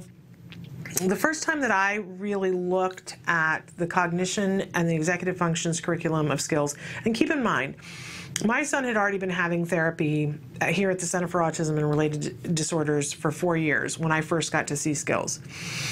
And I remember coming home that day after I saw skills, and I didn't even make it home. I left the building, got about 3 doors down, and had to pull the car over because I was shaking. I was so excited. And I called my husband and said, everything in the world has just changed, and I want to talk to you about it, and I can't talk about it on the phone because I need to drive, but I'm coming home and we need to sit down and talk. And because you guys know that for the longest time as a parent, after my son was diagnosed, I just couldn't sleep. Part of it was because my child wouldn't sleep, but part of it was because like a lot of you, I was going, what are we going to do? What are we going to do? We have to do right by this child, and I don't know what that is. And then we found our way to ABA through the help of a lot of people. And we saw that our child started to improve. And it was very interesting because for so long I would be up late at night and thinking, how are we going to help our child? How are we going to help our child? How are we going to help our child? And then it felt like one day that I stopped asking that question because I knew how we were going to help our child. For the most part, that ABA was going to be really effective in helping him. And, you know, there were going to be other things that we were going to need to tweak here and there, but I knew we were where we needed to be. And that is a delicious feeling, right? I knew there was hard work at that point to do, but we were where we needed to be. And then, though, came the new realization of the little bit of survivor guilt of how do we get this lucky? Because there are moms and dads all over the world who are staying up at night and thinking what I was thinking of, how am I going to help my child? And they don't have what I now have. I got to tell you, it still obviously makes me very emotional to think about somebody who doesn't have access to this. I used to say, you know, this is like finding the cure for cancer and then not giving it to everybody. This is tragic. This is a tragedy right here that there is help for our children and we can't get it to all of them. And it just was driving me crazy. And it was driving my husband crazy, and it was driving us crazy together. And But I'm a little bit more, my husband's a little bit more willing to accept, and I'm a little less willing to accept. And I kept on saying, we got to do something. I don't know what, but we got to do something. And then I was invited to come and see skills. I didn't even know that's what I was being invited to come and see, but I saw it and I thought my head was going to explode. I got so excited. I literally shook and said, this gives everybody an opportunity. And it was the lessons that my son had been learning all those years. Things that I had seen in my living room that I went, oh, okay, this is amazing. But keep in mind that all of our kids are different, and there's over 6,000 lessons in skills. Well, obviously, my son didn't need all 6,000 of them. So, you know, he needed lesson number 3,422, and then he needed lesson 5,004 and lesson 28, right? But there were lessons that I didn't necessarily get to see because my son didn't need them. So at a certain point, I got to sit down and look through the entire curriculum and see it as a whole entity. And it was fascinating to me. It was absolutely fascinating to me, especially the social curriculum, the executive functions curriculum, and the cognition curriculum. Because, and in particular, the cognition and the executive function, because I don't think it exists anyplace else, and it's amazing.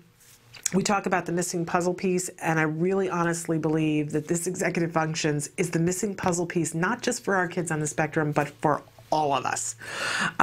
If you've ever wanted to do something in your life and you wanted to get it done and you had this dream in your head, and you wanted to see it come to fruition and it didn't, and you looked back later and said, why didn't that happen?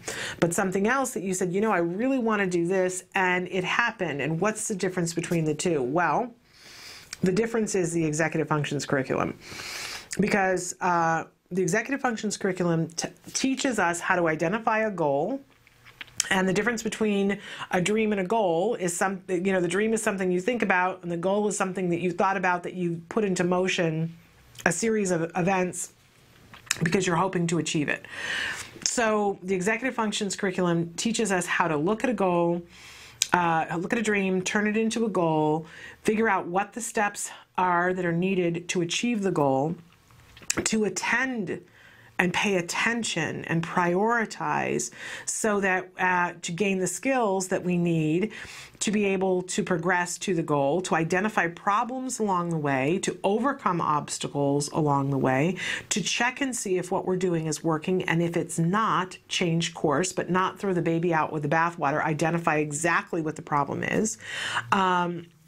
To use our memory skills at their fullest to help us to get to where we need to get, to use our attention skills at our fullest so that we attend to the things that are important and not attend to the things that are less important, to have flexibility so that when we come across an obstacle, we don't go, okay, that's it, because haven't we all done that and gone, oh, I give up, right? All of those different things along the way so that we can achieve the goal. Doesn't this sound like a life coach? Doesn't this sound like some kind of a coach who stands on the sideline and says, today we're going to do this because it's going to get us to the point where we arrive at our goal? Well, that's what the executive functions curriculum is. And it's fascinating to me because I think we all understand elements of that, right? We're all good at some of those things. Like maybe you're really good at focus, and you can focus in on something and choose not to attend to what's happening over there, and focus on the thing you got to do at hand because you know you got to do this work and it's got to be done within a certain number of minutes. Great, you have that skill, but the person sitting next to you doesn't have that skill. They're great at identifying a problem and saying, this is a problem and this is how we're going to overcome it, but they have trouble focusing, right? And it's being able to put the whole thing together that gets you to a goal. That's true for us. Guess what? It's true for our kids, too, on the spectrum.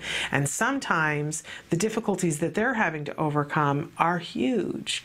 But the executive function curriculum helps them to be able to string these things together. Like any other skill, do one thing at a time and string it all together. To learn how to focus, how to not deal with the fact that they can hear that clock ticking over there, but that isn't going to help me to answer the questions on this test, so I'm going to cut that out of what's happening and not listen to it. I'm going to identify what the problem is and come up with a list of things so that I can try and see if I can solve this problem. It's really, really amazing. Well, one of the different areas of the executive functions curriculum is all about memory. And there's lots of different kinds of memory. There's short-term memory. There's episodic memory, where you remember that the last time I, stuck my finger in this light socket, I got electrocuted, so I'm not going to do it again, right? Those kinds of things. But and working memory, the kinds of things that we need to remember to be able to get through our daily life. But one of the different areas of memory is spatial memory. And being able to remember in space where things are and where you put something, and find your way through a circumstance. So, for instance, for the people who, like myself, leave their keys, set their keys down, and don't know where the keys are, and just panic every morning of, has anybody seen my keys? Right? Because I don't know where I put them. There are some things that we can all do to help us to remember where we put things. There are actually some techniques, and they're in skills, to help our children and help us to build that skill of spatial memory. But there are some lessons in there too that are particularly fun, so that we understand directions and things like that. There's a whole treasure hunt lesson that's available in skills, and we can apply some of that. There's actually a lesson about spatial memory, and it can be used a little bit like a game, like a treasure hunt kind of game, that we can help children to see the environment and understand what's in the environment. Have you ever done those games that they're two-dimensional? There's a piece of paper, and it's got a room on it, and they say, look at all of these things and then try to remember where they are. They play this at baby showers. They have a tray with a bunch of baby items on the tray, and it's all covered with diapers or whatever, and then they have the big reveal, and they go, okay, look at the items on the tray. There's 22 items there, and you have to make a list of all the things that you can remember that are on there. Well, that's a little bit of a spatial memory, but we can take it even further and try to remember where something is in the room. So you can play a game with a child and say, okay, we're going to go into the room and we're going to look at 5 toys. And then we're going to go out of the room and you're going to try to tell me where each of the 5 toys was. Or you can, put the toys in 5 places in the room and leave lots of different ways you can do this.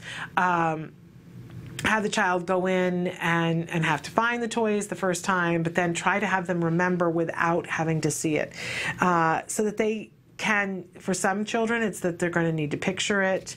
For other children, they're going to need to say something and say the red teddy bear is on the dresser, and that's how they're going to help to remember it. But we can strengthen this in children, the spatial memory of where things are. It's a fun game if you're out someplace. This is one of those things that you can sneak in different ways to help the child get, like you're in a doctor's office waiting room, and you can say, okay, let's play a game. Let's play the game of where things are in our house. So where is a clock that ticks in our house? Now the child's got to think through and they're picturing the different rooms in the house, and they have to think of where is a clock that ticks in the house. And maybe they'll come up with 3 of them, right? And you can say, okay, where is the broom in our house?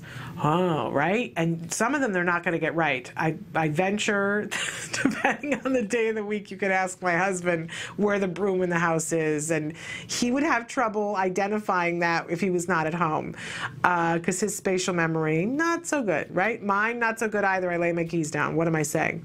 But it's these kinds of games that you can play with your kids in different places that help to strengthen, and you give them reinforcement for, if you could do it back and forth, have them ask you. Now they've got to come up with it the other side, and they say, okay, Mom, where is the blue chair in our house? And it's okay for you to not know or pretend that you don't know and say, I don't know. And then they can say the blue chair is in my room.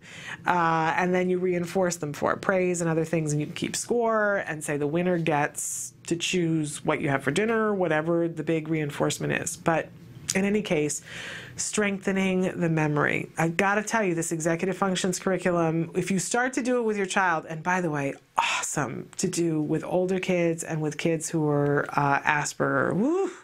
Great. I honestly believe and have said, as somebody who taught junior high school for a while, every junior high school student in the world should be required to take the executive functions curriculum and work through it, because we would have more productive high school students and we would have more productive college students and happier adults, happier, more successful adults. I am using the executive functions curriculum for myself. This is how passionately I feel about it, but I love what it's doing for my child. In any case, we're going to take a break, and when we come back, we're going to take on the myth of the day that ABA is only available in big cities. So stick with us.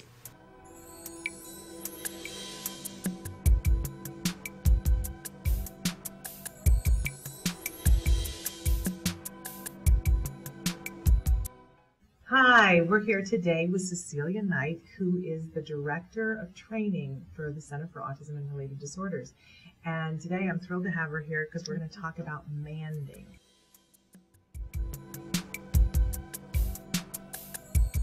What is manding? A request that you would make of another person. Why is manding one of the first things that seems to come up in most programs? Okay. Well, a baby requests for his mother's attention by crying or by reaching. And so it's one of the first ways that you let another person know what you need.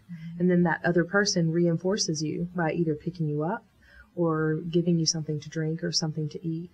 And so many of our clients aren't really good at that once we start a program with them. And unfortunately, many of them engage in inappropriate manding.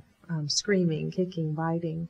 And so what we're trying to do early on is no longer reinforce the inappropriate ways of asking and rather reinforce the appropriate ways of asking.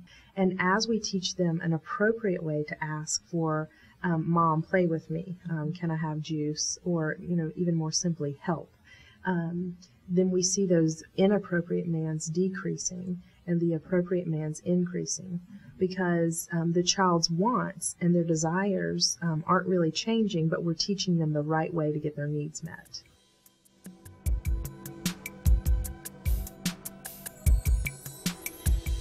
So manding doesn't have to actually be spoken. It can be nonverbal as well. And that's exactly right. They could exchange an icon.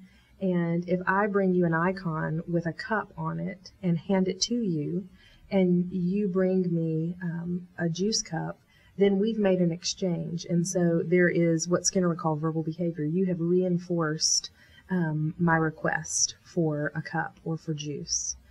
So when we say verbal behavior, we're not talking about vocal behavior necessarily. That's right. It's just that it's a conversation of some sort.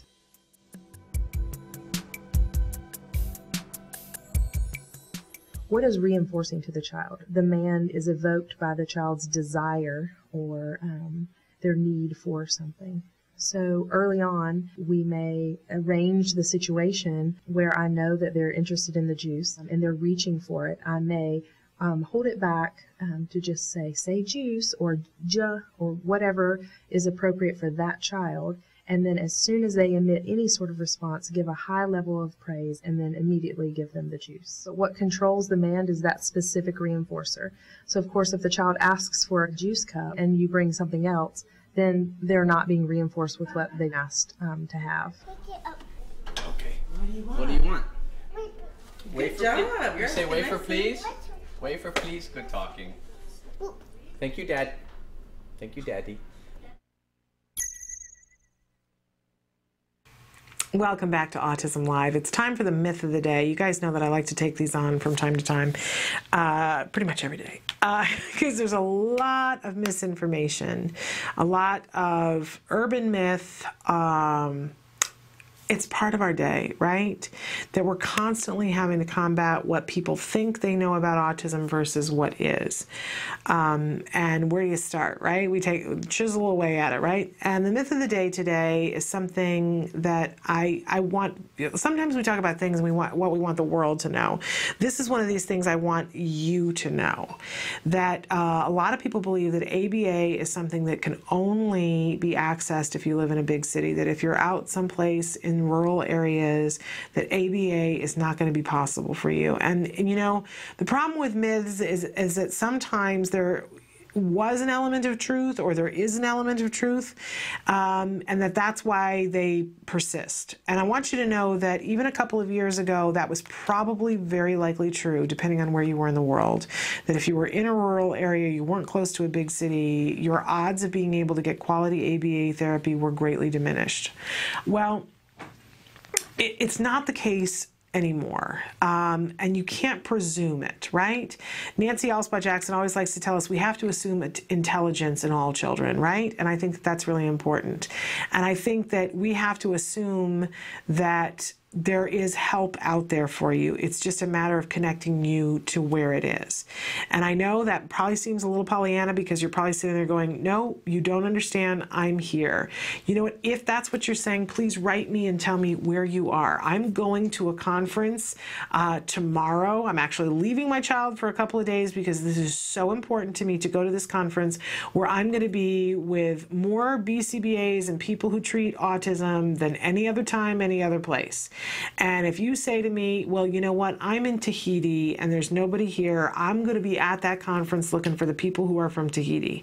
So send me on a job. Tell me where you're at and what difficulty you're having, because I'm going to be hunting people down. I already got a couple of other places in particular because people who've written and said, you know, I don't quite know how to work this out, and I'm going to be looking for those people to connect with around the world. It's not just in the United States. This is ABA International. Woohoo!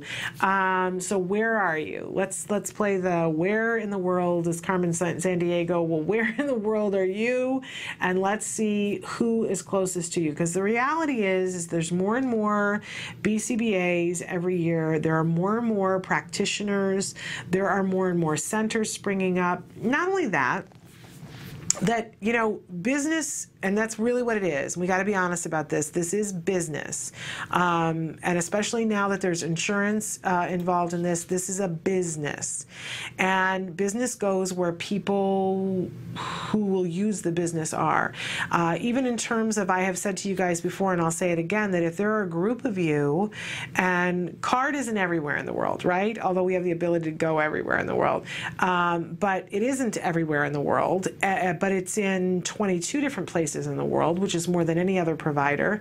And CARD has said that they're looking to open up some new offices where families want them. That makes sense, right? So if there are 15 families that are in Wichita, Kansas that say, we're here, we are ready, we want this, that's where CARD is going to go. I know that's what's happening in Boston, and CARD is getting ready this summer to open a new office in Boston.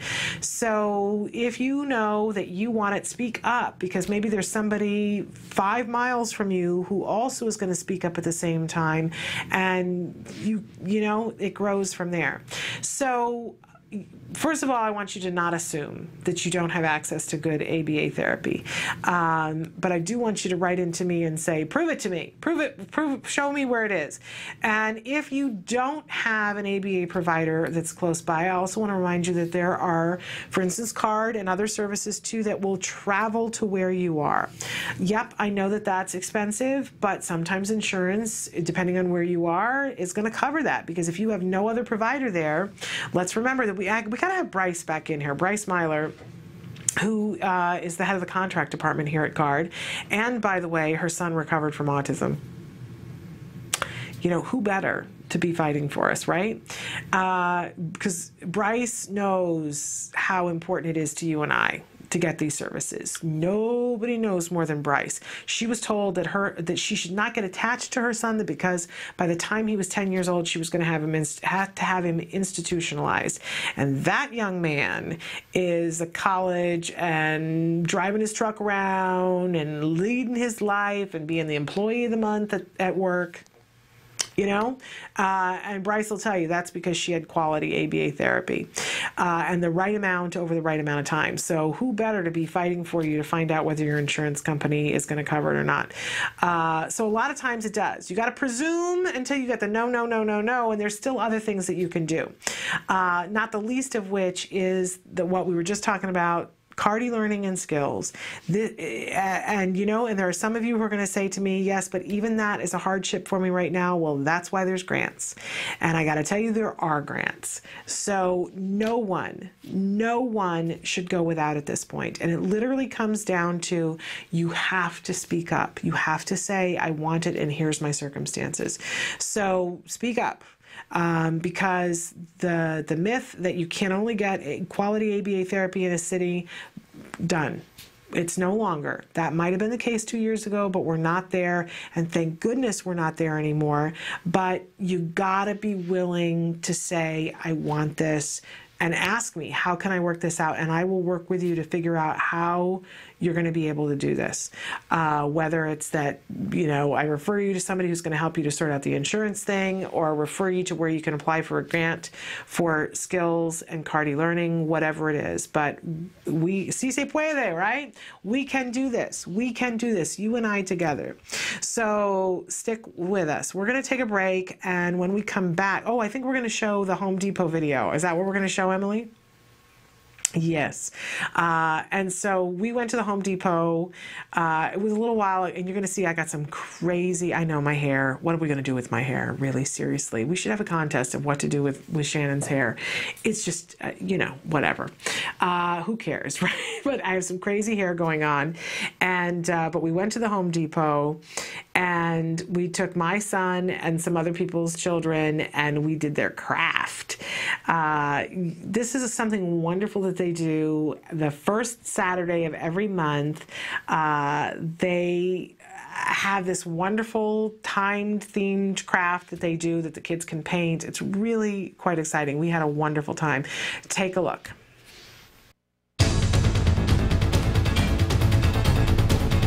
Hi, I'm Shannon Penrod, and this is my son Jem. We're here today at the Home Depot. You might know that Home Depot is famous for giving free classes to adults on lots of things like tiling and other home crafts. Well, they also have free classes for kids as well. It's called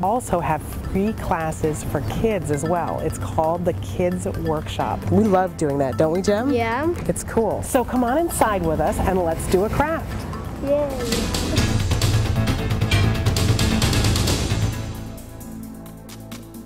The Kids Workshop is a program that's been around with Home Depot almost since we've been a company, and it's been developed to allow kids in the community to come in and give them an opportunity to build something, to be able to create something and be able to take just simple wood pieces and put them together with nails and hammers and screwdrivers and then paint them. So you do this every first Saturday of the month. Any Home Depot that you go to on the first Saturday of every month between 9 and 12, you can join different associates throughout different stores and build these projects with these kids. And do they have to do anything beforehand, or can they just show up on that Saturday? All they need to do is show up. We have all the tools, all the materials that the kids will need. We have aprons that we give to the kids that they can take home and maintain their pins. They get pins on a regular basis for completing projects. With that, they can keep track of how many projects they've done. And it's all free. It's all absolutely free, all provided. Which is wonderful. And Wilson, I have to say, you guys devised this for all kids to be able to do this. Correct. What I particularly love about it as an autism mom, it gives my child a place to come and learn a new skill, to socialize with kids of all kinds. Absolutely. And that's what we're here for. Home Depot is definitely loves to be involved with the community and bring the community in to work with us. That's what we love to do.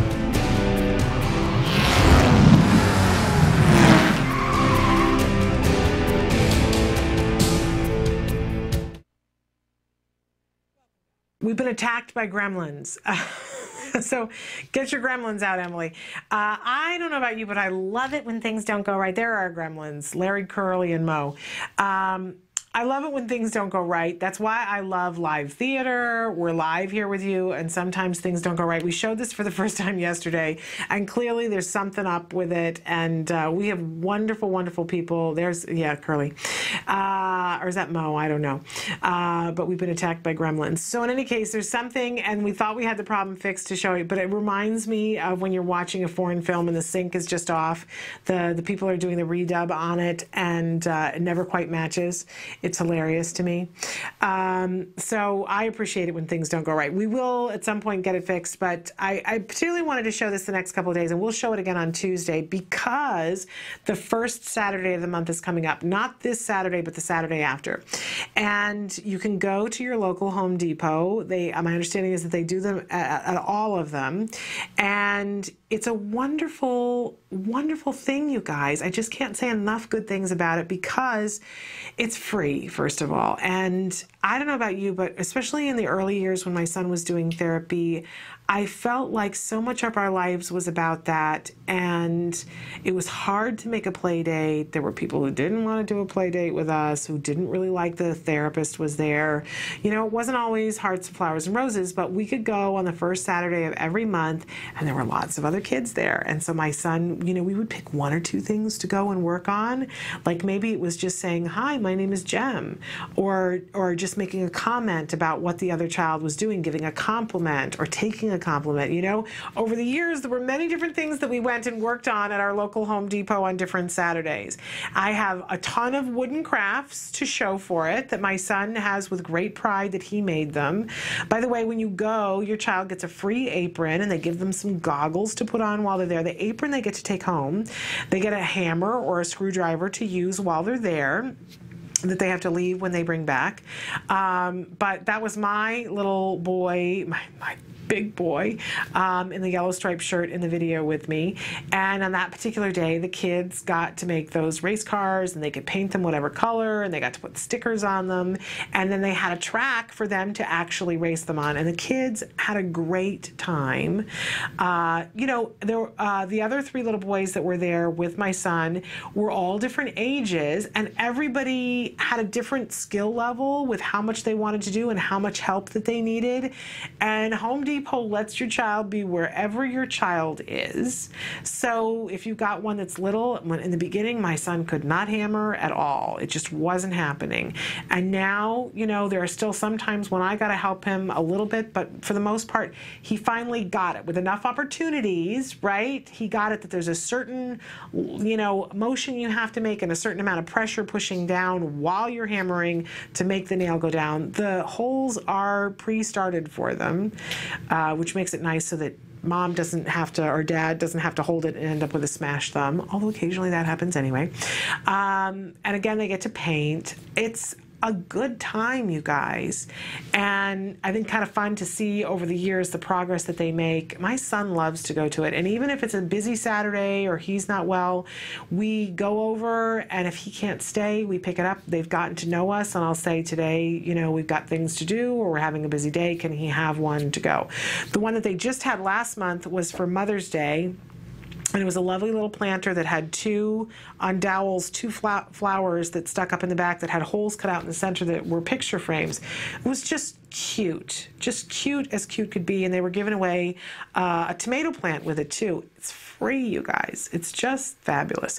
So I really encourage you that not this Saturday, but a week from Saturday, the first Saturday of the month, it starts at 9 o'clock in the morning. It goes till noon, but they, you know, especially if it's a busy, big Home Depot, they will run out.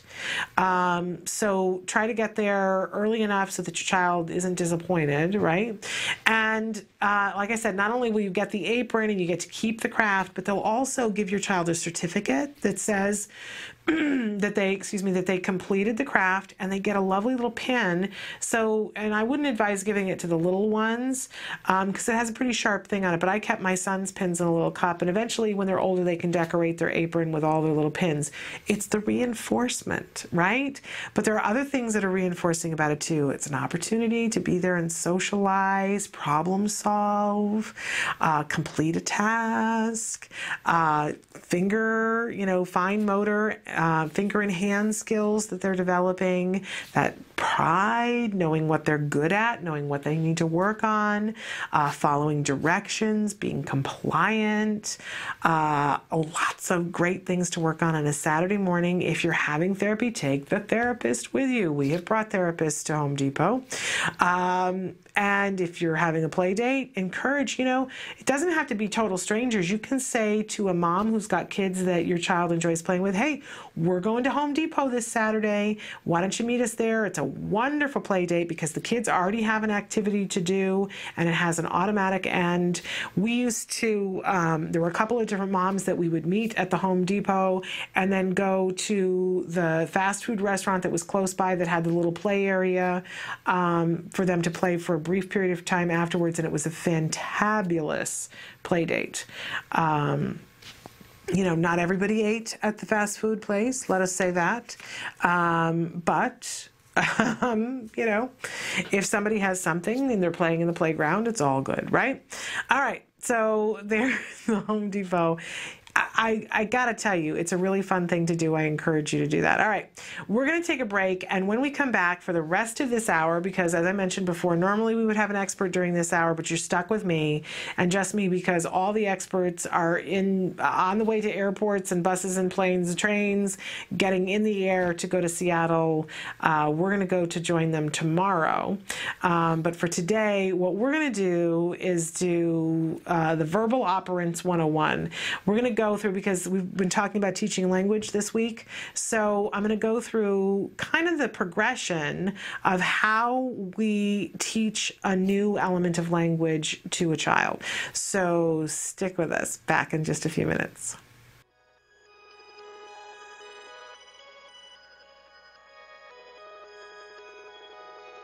When Maddie was diagnosed, I'll be honest, I was very ignorant on what autism was. I knew that autism was basically something that hit boys at the age of 2 to 3. They shut down, and sometimes you think of the typical Rain Man movie. And with Maddie, she was doing all the same signs and symptoms of a typical child with autism spectrum disorder. Stand up. She didn't even acknowledge us coming into the room. She had barely any eye contact. She didn't interact with her sisters. She didn't really do anything. She just basically lined up her toys, and that was about it. We have a team of 7 volunteers, or 8 now. We have 8 volunteers, including my husband and I. And I'm the team leader, and so I do all the curriculum and get everything ready each week. Jana was downstairs until 11 o'clock at night working on curriculum, going through 2 different textbooks. And then we, as a group, meet on Monday nights, and we would go through what the curriculum was from Jana. And a lot of times we would go, well, how exactly do you do that? How do you sit her at the table and do this trial base? What Skills has done for us, it's taken that away from Jana trying to figure out the curriculum for one. She can go down, or even our laptop, and she can sit down, and through all these questions, it comes up with the different programs. At least for me, it was a relief off my shoulders. I was worried that I might be missing something, missing a curriculum that maybe she needs to know, where Skills, they have every possible thing your child needs to know from 0 to 7. They have a program for that. What noise is this? Good job! Every program that we did with her, I knew it was specific for what she needed to learn. Because before Skills, it was a lot of, okay, well, is that really age appropriate for a 2-year-old? You know, because it's not generalized. It's anywhere from 0 to 7. This is what your child needs to know, and in most manuals you'll find. But for this, okay, yep, she should be learning this. And no, she's not 4 yet. She doesn't need to know that yet. We are so fortunate that Jana was able to attend a conference put on by CARD that opened the door for Skills, and that there's no looking back for us. We started using the program in November. It seemed like by January something just clicked, and she has completely kind of came out of her fog that she was in for quite a while. I have never read a documented case on any child that has not benefited anything from applied behavior analysis. And now with this new skills and being, like the E version of ABA, I can't imagine it doing anything harmful to their child. It's nothing but exponential growth for us. To see her now, it just blows us away. I mean, we call her our little miracle child because in 7 months' time, she's just blossomed into this normal, functioning child. And suddenly, we joke about it all the time, like suddenly we have twins. If you're even thinking about doing it, do it. Because the absolute worst thing you can do is do nothing at all. And even if you use this program and it's just a single mom or a single dad working in the evenings with their child, this program is going to benefit them. It's going to show you where they are, it's going to show you where they need to go, and it's going to show you what skills and how to get there. It is an online book on how to help recover your child.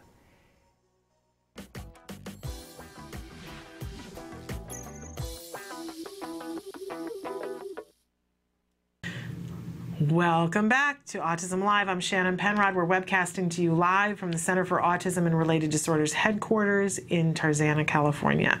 We're going to talk about the verbal operants, all of them, but I have to stop. We got a couple of different contests I want to let you know about. On the show on Monday, we had Maria Dismonde, who wrote the book, The Juice Box Bully, and I brought that in to share with you guys and had her come on the show because we know that bullying's a problem, and I'm having a little bit of an issue with my son at school, and it was the book that was recommended to me at a webinar that I went to, and I got it not only from my house for my child, but I also gave it to my son's school. And I wanted to have Maria come on and talk about that, and she's got actually a set of 3 books. So the first book is Spaghetti on a Hot Dog Bun, about being different and how sometimes it's challenging and sometimes people will pick on you and tease you and bully you because you're different. And then her second book, which is The Juice Box Bully, is about a new student coming to school who has his own set of things and he thinks he understands how things work and that bullying is the accepted thing. And at this school, the children have taken a pledge that they are not going to be bystanders, that it's not just 2 people when it's bullying, the person who's being bullied and the bullier, but it's everybody who's standing around who participates by not saying something. And the kids all take a pledge that none of them will allow bullying to happen around them. And how that works out with the new student. It's got a bit of a twist to it, so it's not as simplistic as I'm making it sound. It's really quite good, and I really do recommend it. And then, of course, her third book, which is Pink Tiara Cookies for 3, which is about a subject that we don't hear enough about children bullying friends, saying to the friend, if you don't do this, then, I'm going to do this, and if you don't, you can't be friends with that person because you're friends with me, and I'm not friends with that person, those kinds of conversation. And, of course, every time I think about that, I think, don't we all have adults we'd like to give that to? I can think of 2 adults right now that I'd like to give that to. And,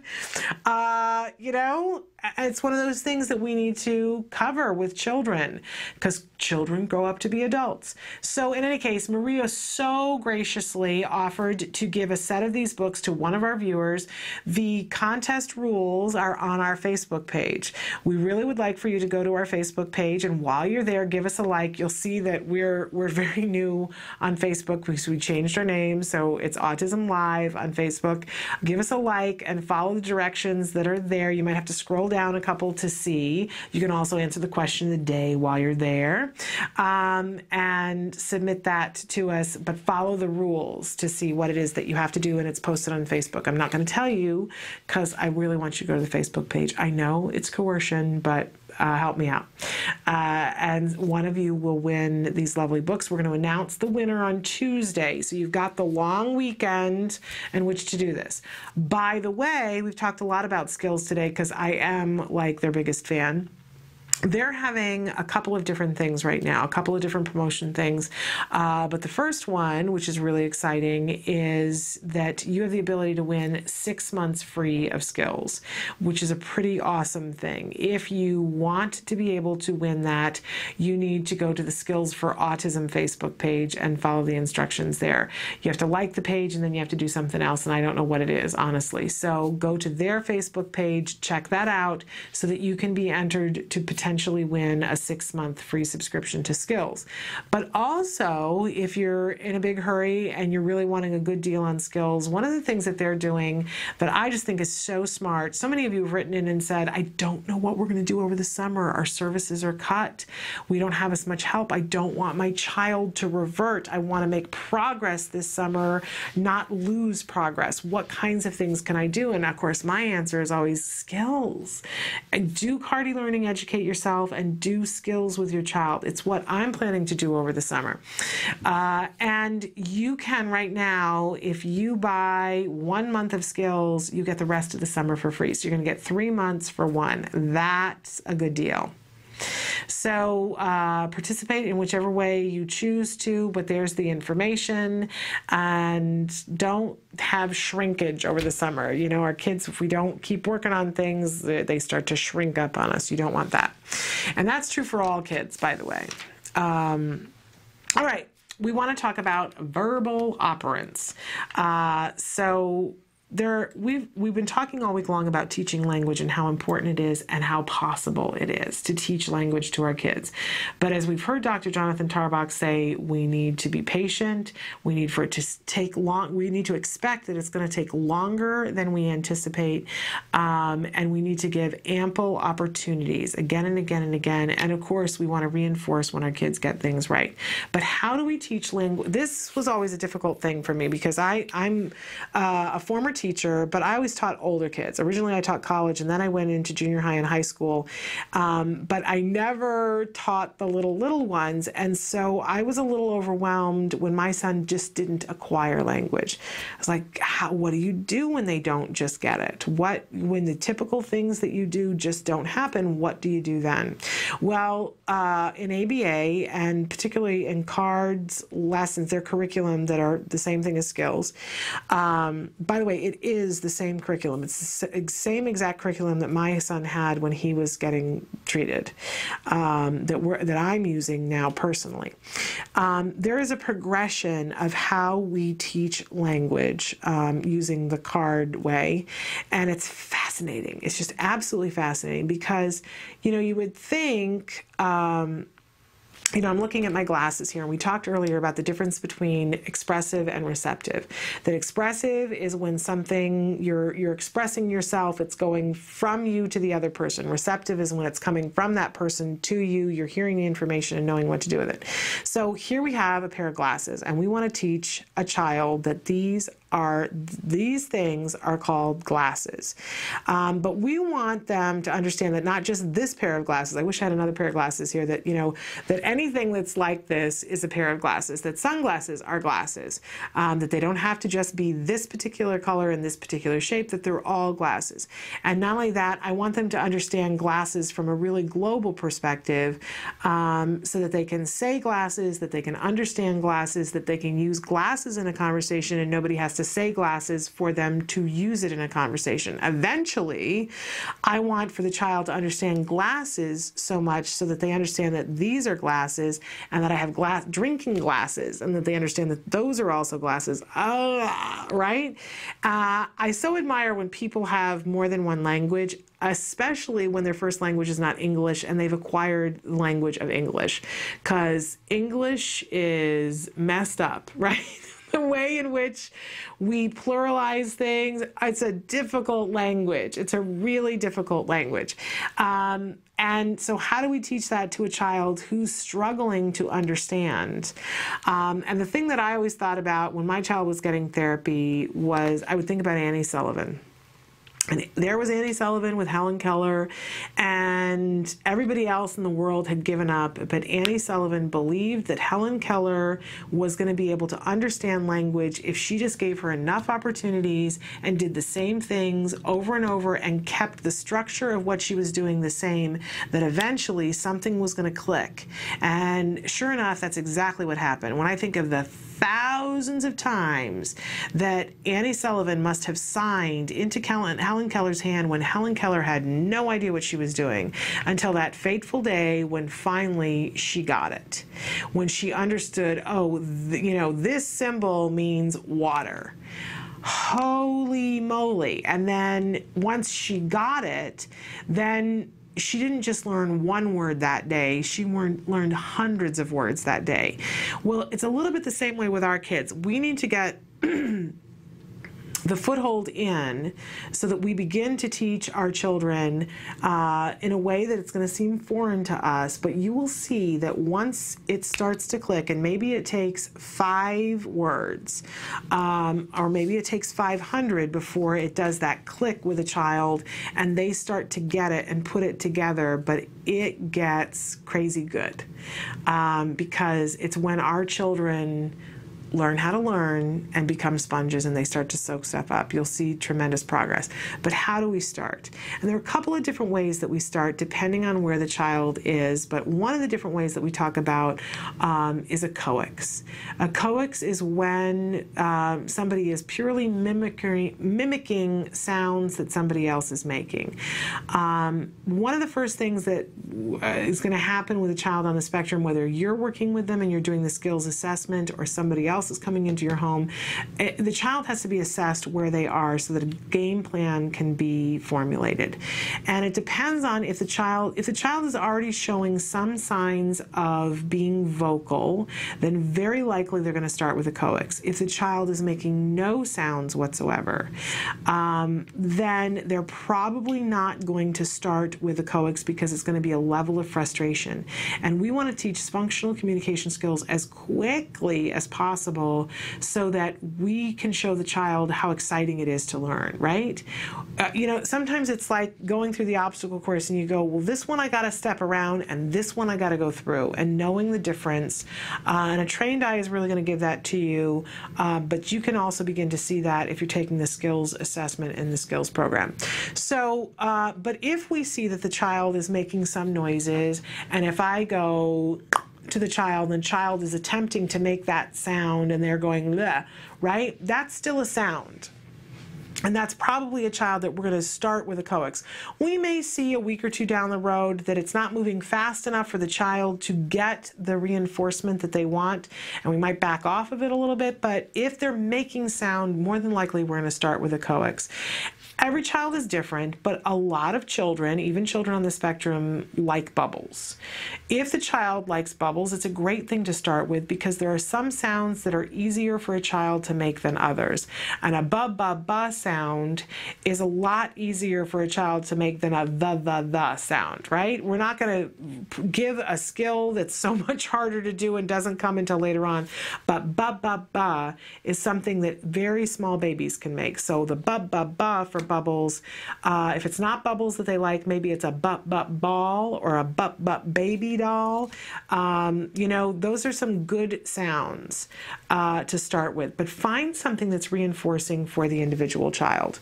Again, bubbles will work in a lot of cases, but not always. What we want to do is get something that's reinforcing, and we're going to start with just playing with the bubbles and blowing the bubbles and see if we get the child's attention. If we've got the child's attention and they're really into the bubbles, great. Then what we're going to do, and we're going to establish, I blow the bubble and the child pops the bubbles, and we're going to start to say stuff to begin with, and we're going to pull the bubbles out after we've established that they like the bubbles, and we're going to blow, and we're going to go bubbles as we blow them. Child is not going to get it from that, right? That's okay, but that doesn't mean we're not going to still do it, right? We're always going to be naming what we're doing because it exposes them to the language. It's not the lesson in this particular lesson, but it exposes them to it. So I'm blowing the bubbles and I'm saying bubbles, and then I'm pulling the wand out, and before I blow the bubbles, I'll say bubbles. And now this child may progress and be nodding. This child might be pointing, which is all communication. The child may even say yes at this point, depending on where the child is. Or the child may not know to do anything, and that's okay, but I'm going to say bubbles, and then I'm going to blow and go bubbles. So I'm starting to lay groundwork to say that's what these are, and I'm pausing before I'm bubbles, seeing if there's a response. There may be no response. I blow bubbles. Wonderful. But at a certain point, and when I see that I've got the child engaged and they're waiting, and I see that anticipation because I've teased and I've set up a circumstance in which they have an expectation that I'm going to blow the bubbles, and I'm dipping it in and I pull it out and I'm looking, maybe getting some eye contact, right? And I'm waiting, and then I go, ba, ba, ba. I'm not asking the child to do it yet, but I'm just going ba, ba, ba, and then I blow. And I'm going to set up a circumstance maybe 5 or 6 times that I'm going to do that. I'm going to go ba, ba, ba, and blow, right? Now, you know, the child's got an expectation, and whether I do it this time or wait a while and come back to it. But at some point, what I'm going to do is I'm going to, you know, pull the thing out, and the child is primed, waiting for these big bubbles, right? And I got to see that they're engaged and excited and they're looking at the thing. And then I'm going to say to them, say, ba. And I'm not going to blow the bubbles until they do. Now, if the child is capable of making sounds, and if it's reinforcing enough, the child, and I might even, you know, lightly touch their mouth and say ba, right? And if the child, if I see they're even remotely attempting it, I'm going to blow the bubbles instantly to reinforce their attempt. They're not going to be perfect, but even if they're moving their mouth, that's great. Blow the bubbles. Yay, right? Because we can start to shape that. But I got to see the attempt. If we're not seeing the attempt and we see the frustration, we're not about torturing the child at all. So it might be something that we go, you know, we're not ready for a coax. And that is very possible. If that's the case, then we would switch to something else and start teaching the child a sign to make. Maybe it's just more, and somebody comes over and physically prompts the child to do the sign of more bubbles, and the child, and you take their hands and put it together and they do more, and that's when you blow the bubbles.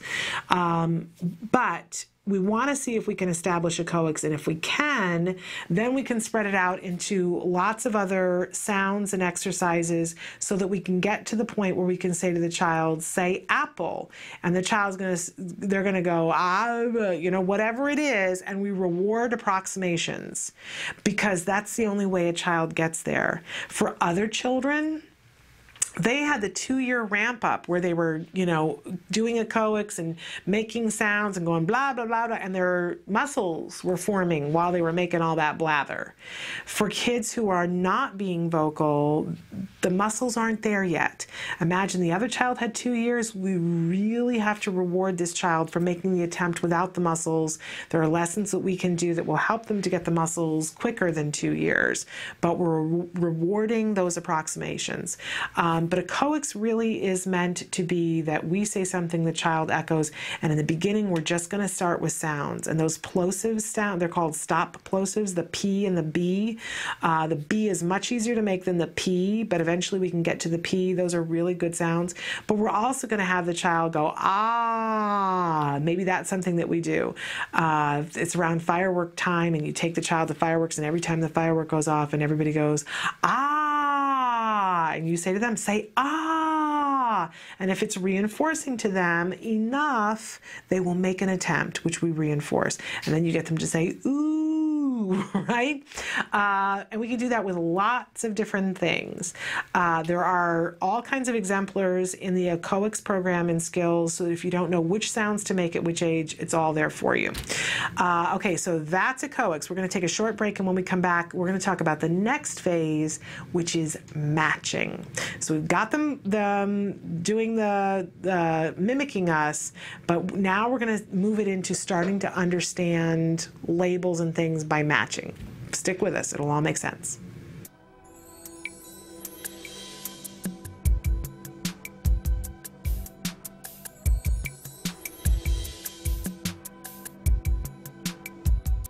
Hi, we're here with Sue Cho, and she holds a lot of different jobs and responsibilities at the Center for Autism and Related Disorders. We're going to have her help us with learning about nonverbal imitation and how we teach it to our children. But first, Sue, what do you do at CARD?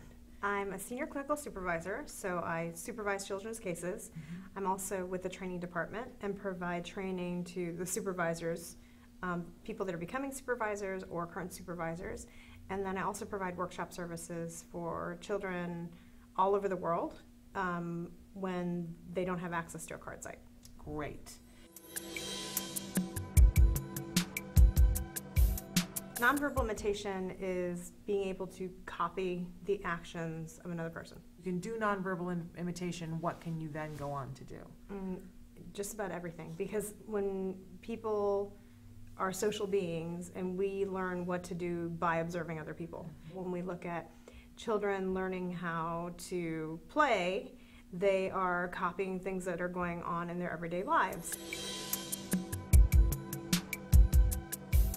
So how do we go about teaching this? So when we first teach it, you want to start off at the most concrete level, which is copying the use of an object. You can actually touch it, you can feel it, you can see it. So for example, picking up a telephone. The child has their phone, I have my phone, and I would just pick it up and say, do this, and then the child has to copy by picking up the phone and just putting it up to their ear. And if they don't do it, then I would assist them. So I would first show them, do this, and then I would put it in their hand and then hold it up to their ear. And praise them for when they do that. And then we also want to make sure too that they're not putting the phone up to their ear when I've asked them to do something else. To start, we're just going to have the phones out, and the only thing that they can pick up is the phone.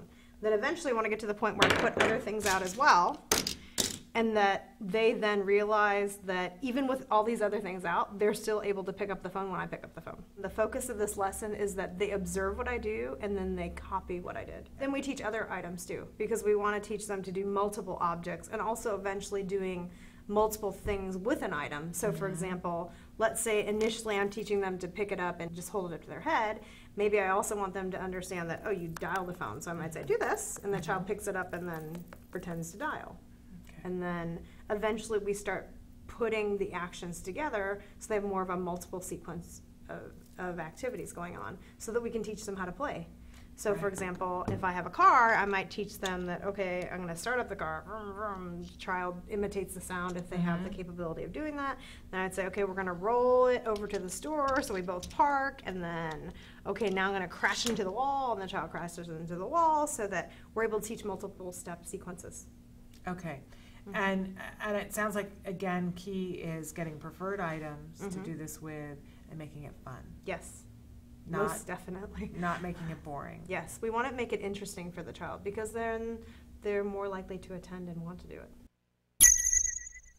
Welcome back to Autism Live. We're talking about the verbal operants and how we teach language to our children who are struggling to acquire language. And we do it in a very systematic way. We talked a little bit about echoics, which is not necessarily going to be the thing we start with all children. But if our children are making sounds, we will put echoics in fairly early. But one of the things that we do, and this is fascinating to me in terms of how we build language skills, and we know we need to get both receptive and expressive understanding of something. And how do you do that with a child who is not showing signs of acquiring that on their own? Like, how do you make that miracle happen? Well, one of the things that we do is start with matching. And we always talk about the fact that it's really good in the repertoire of toys that you have, if you have things that are the same. That's a really important thing. That one of the things that somebody gave us early on was a Fisher-Price Noah's Ark, and I'll tell you what, we used that thing for so many different lessons. We used it for animals, we used it for features, and it was great because there were two of everything. It's really great when you have multiples of something. And we are going to get some flashcards at some point. You don't have to spend money on the flashcards, by the way. You can make them and you can download and print flashcards, but there are some flashcards that you can buy, and I always say that it's great to have a pack of index cards around at your disposal so that you can on the fly make some morning of that you're going to work on things. But let's say, and I always like to take the example of colors because it lends itself well and we all understand it, right? That let's say that we're going to teach a child red, right? And we've done a little bit of echoics and we've said the word red to them and we're getting them to say ruh, ruh, ruh if it's age appropriate, right? And we might be at the point where we're teaching them to say red. You know, that's a hard thing to say. So, you know, we're going to reward their approximations.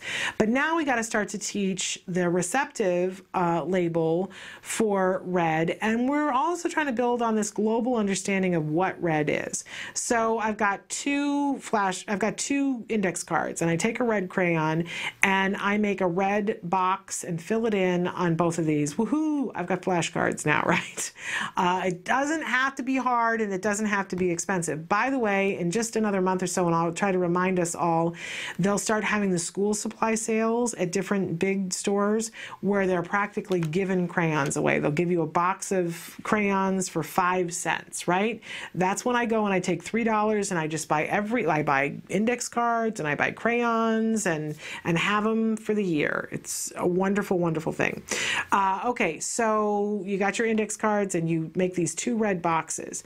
And so you put one of the red box index cards on the table and you give the other one to the child, very little child who's sitting there and has no idea what you're doing, right? And you say, put with same. And you might as well have said gobbledygooky mookie, right? Child does not know, but that's okay. It's where we start, right? You say put with same, and then you're going to take a full physical prompt, put your hand on their wrist and take the card and put it right on top of, so that hopefully in their field of vision, that, you know, they might be looking over the first time, but eventually, you know, we're going to direct them and help them very gently, you know, put with same. Yay! We got to the reinforcement. This is called errorless learning. There were no other choices, and you full physically prompt it, and you go, what are we doing here? Well, it's the first of a many steps. We're doing matching, put with same. The child doesn't know what put with same means, but when they get there, you go, yes, that's good. They're both red. Okay, and the child does not understand what that means the first however many times. How long did it take for Helen Keller? But the child will get it eventually. We want to give plenty of opportunities. You get your patient pants on, right? You're channeling patience. And it happens. It does happen, and it actually happens much quicker than you think. But so again, so you go, yay, that's great. You tickle the child, give them whatever reinforcement, you know, that's good. Putting with same, they're red. And you hold the cards up and you go, they're both red. They don't understand what you mean. It's okay. You're still going to say it. Okay, and you take the cards and you put the one back on the table and you give the other one to the child and you say, put with same. And in the beginning, you want to say it the same way every single time. Very quickly, once the child starts to get it, we're going to work for generalization and we're going to switch some things up. But in the beginning, make it the same so that they get what it is that they got reinforced for. Okay, you give the card, put with same, and you're probably still going to have to physically prompt, but eventually you're going to use less physical prompt and just guiding the hand. Then you're going to put a finger on the hand, you're going to point, and then you're going to fade the hand back, put with same, and they're going to put it with the same. Not because they know that they're the same, but because they know they get reinforced for it. But over time, they're going to begin to understand put with same means take this thing that looks like this and put it there. Great, because they match. We can do this with a wide variety of things. We've got 2 pictures of shirts, and in the beginning, they got to match exactly. Put with same, I put the shirt with the shirt, right? This is the beginning lesson in teaching the global understanding of these labels. Fabulous. Okay, so that is matching. When we come back, we're going to take on manding. So stick with us.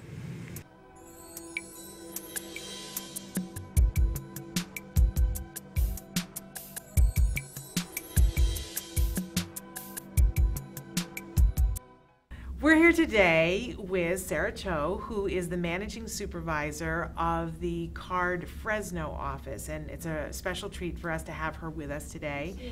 And we're going to be asking her to talk to us about working with children who are nonverbal.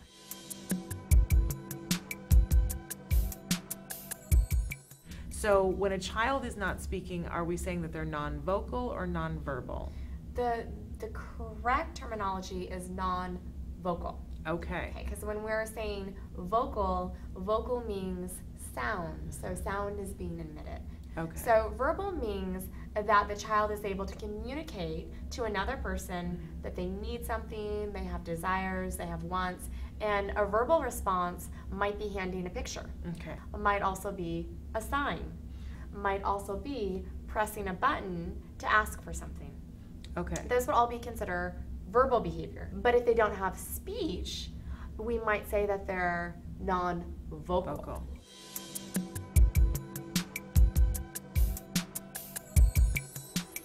So imagine then if you have a child who's not developing speech typically, they have no way to tell their parent what they need, you're going to see frustration levels increase. And if I don't have a way to appropriately get my point across, I'm going to start developing some really bad excessive behaviors to communicate. Right. So that's when we start to see the noncompliance, the tantrums, the aggression, even self-injurious behaviors emerge. We're going to use really short and concise and clear speech. Pair it with a gesture. And then when the child starts responding, immediately praise. Immediately give a reward. So then that way the child is starting to understand, I got it. I'm understanding what she's wanting me to do. At the same time as working on receptive instructions, we do need to teach the child also a way for them to communicate too. Right. So we're going to start working on very basic requesting behavior. So they're able to request for things. And so the two kind of go hand in hand.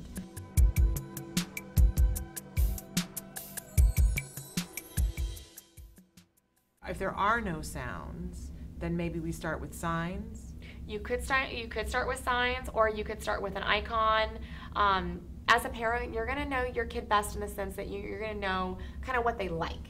If you have a kiddo who likes to look at pictures, who likes to look at books, maybe an icon is going to be something that would be preferred, and they would get really good at giving it.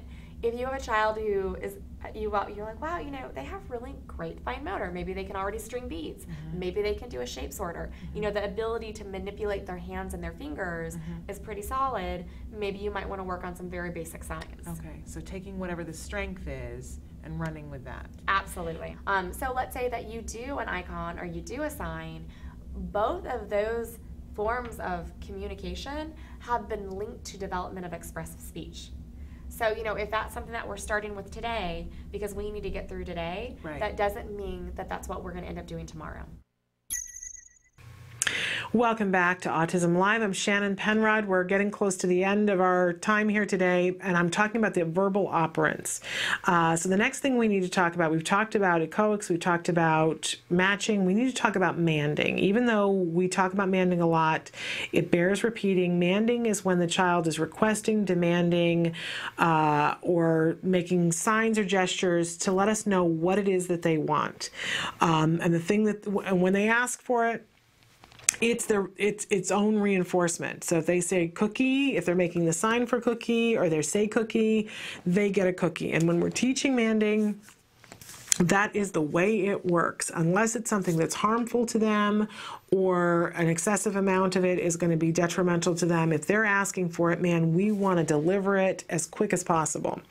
And of course, we want to be really careful that there's a difference between tempting and teasing, right? If we have something that we know that the child wants, those are the kinds of things we're going to start with manding. And you have to know whether, if the child is making vocal sounds and we're able to work on echoics, then we're going to go for a vocal response. If they're not, then probably the team is going to make a decision to go for other functional communication, whether it's sign or whether it's an iconic communication system. But you got to know what you're teaching before you start doing these things, because it's going to make a difference. So let's assume for a second that the child is making sounds and we're working on echoics and we're having some success with that.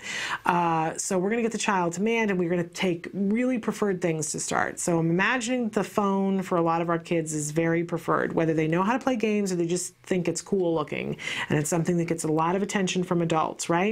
So we got the phone out, and we want to, you know, have the phone and not be sticking it in the child's face and shaking it at them like a rattle, but have the phone out. So that's called tempting.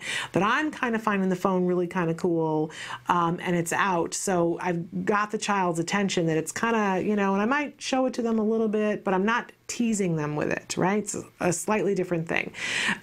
So the child starts to reach for the phone to take it or whatever, and in which case I'm going to pull the phone back towards me, and with some kids you got to put it behind your back, and then I'm going to say, and I'm going to point to my lips and say phone. Now the f sound is really difficult for a child to make, so I'm for sure going to reward approximations in this case. So the child's going to go pone or bone or whatever, and I go, yeah, phone, and give it right to them. And I'm only going to let them play with it for a minute, and then I'm going to just, do something. I'm not going to just yank it away from them, but I'm going to do something distracting so that we're still having a good time. I might have a little fuzzy bunny, and I go, oh, look at the little fuzzy bunny, and I take the phone, and I'm going to have the phone again, and they're going to want the phone, and they're going to reach for it, and I'm going to phone, not shh phone, but, phone, and they say phone again. Yes, yay, you get the phone. It's a phone, absolutely, right? And I'm going to try to do that with everything that they reach for. I'm going to, it's called making them work for it, right? Nobody gets anything when we're working on manding unless they have requested it. We're careful to know, is the, request the sign, or is it some sort of vocal response, or, is it that they point to, let's say for a moment that we've decided to work with a child on iconic communication systems. So I have a little icon that says phone on it, and it's got a little picture of the phone, and probably in the beginning I've got somebody else working with me, and so I've got the phone and I'm tempting the phone, the child reaches for it, and I put the phone someplace else, and I hold up the little sticker, and I have somebody else prompting them to ideally, it would be that we gave them the sticker and they have to give the little icon to me in exchange for the phone. I hold out my hand, they give me the phone sticker, and I go, yeah, it's a phone, and I give it back to them. I'm still saying it either way, right? But if you don't have somebody who's there with you, it makes it dicier. You got to put the phone sticker there. They have to pick it up and give it to you. And but we can do it in that way. And then you find other things around the house when the child is reaching up for and asking for mommy, or they're asking for juice or whatever, if they've been pointing or grunting or whatever. Once we get a couple of things that they're manding for, they're starting to point for and reach for things, we're going to have more success with that. So that's manding, and we want that to be happening hundreds of times a day. Really, we want that to be happening hundreds of times an hour, which overwhelms me to think about. But hundreds of times a day doesn't overwhelm me. And it needs to be a party every time that, you're praising and going, yay, so that they know that they're starting to learn that praise is a good thing and that they've done something right. Okay, so that's manding. And then I'm going to move right into tacting, because it was our word for the day. Remember that tacting is when they see something in the environment and they label it in the environment, but it's not just labeling, it's labeling for the purpose of communication. We have something called an impure and a pure tact. An impure tact is when we've prompted them, when we've helped them to do it so that they didn't do it all on their own. And a pure tact is when the child completely on their own does it. And it's going to take us a while to get to the pure tact. We just need to be patient with that, and we need to go for the impure tact. That's the only way that we can start to teach it, is that, we're creating environments in which something is going to happen. We're pointing it out to them and saying, what do you see? And when the child says bird, that's an impure tact because we prompted it. What did you see? And then they say bird, impure tact. But if we keep doing that and do it hundreds of times, eventually the child and we reinforce it, the impure tact. Of course we reinforce it because we're teaching. Eventually the child is we're going to contrive circumstances where we don't point out the bird, but a balloon flies by and they go, balloon, and we go, yay, because that's a pure tact. So important to building conversation. We don't want to skim over because it's difficult to teach. There's no skimming over the tacting. And then we get from tacting into something called intraverbals. Intraverbals are things where if I've taught red, right? And I started with red, and I worked a little bit on COICs, and I had them do matching, and then I had them requesting red, and I got a, you know, but with manding, I got to set up circumstances to make that happen, and then I have a circumstance where they tacked red. Now I'm ready for them to be able to understand red as the answer to a question which doesn't have red in it. That's an interverbal. When it is part of conversation and it's not repetitive. So I might say, what color is mommy's lipstick, right? And what I want, the answer is red. That is an interverbal. I didn't have red in the sentence, but it is the answer to the question. What color is mommy's lipstick? Red. Because then from there, we're going to be able to include red in a conversation. So interverbals, very, very important. So as we're teaching language, and we start in this place of echoics, it's amazing. And sometimes when you're doing just one word, it's like, wow, how are we ever going to get there? But remember that I was telling you about Annie Sullivan and Helen Keller, because how on earth was Annie Sullivan going to be able to assign everything that was in the environment, right? It's impossible. But once Helen Keller got one thing, then she got 100 things. And then she taught her how to fingerspell so that they could be covering a wide variety of things, and Helen had a way to communicate. It's very similar with our children, that it's going to take a while to get the first 5 on board, but once you get the first 5 words on board where they understand receptively and expressively, and they get tacting and they get interverbals, it will start to happen on its own. They will start to pick up words. You're always going to be working on it, right? But they're going to start to pick up words that they just heard. They're going to start to understand more. They're going to start to use words more. It's a miracle. It's a miracle when it happens. So don't look at the big task. You know, we always say we stand at the bottom of the mountain and look up a mountain and you go, there's no way. I can't climb that. There's just absolutely no possibility, right? But the truth of the matter is, when you get on the trail, you can't see the top of the mountain anymore, but you're focused on the trail and where you're walking. And if you keep walking, you will get to the top. Even though you can't see it anymore. It's the same thing with these lessons.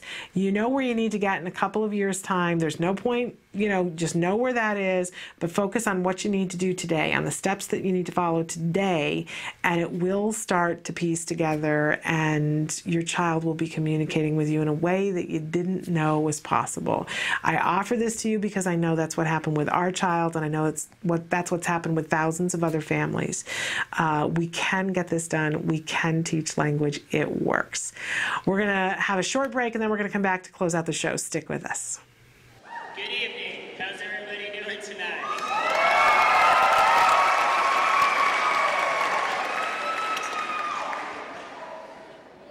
My name is Brett Nyler, and I recovered from autism when I was 8 years old due to the extraordinary and selfless efforts of Dr. Doreen Grant-Bichet, Kathy Visconde, Evelyn Cum, and many other amazing therapists.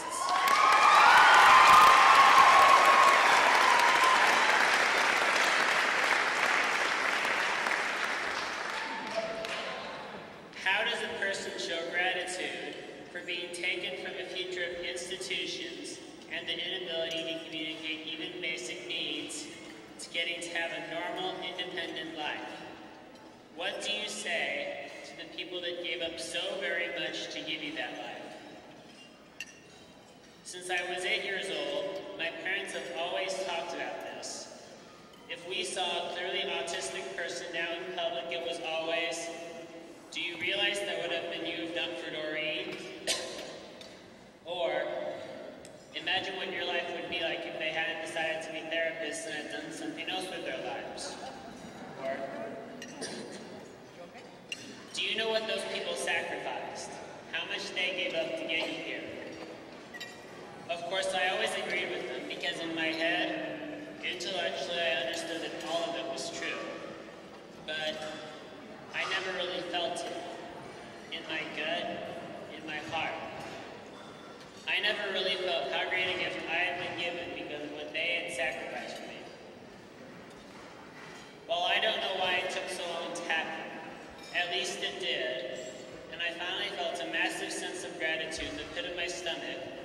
my heart for what they had done for me. It was about 9 months ago. I was 18 years old and I had a really great day at work. I was just made Employee of the Month at the grocery store where I work. I had just gotten my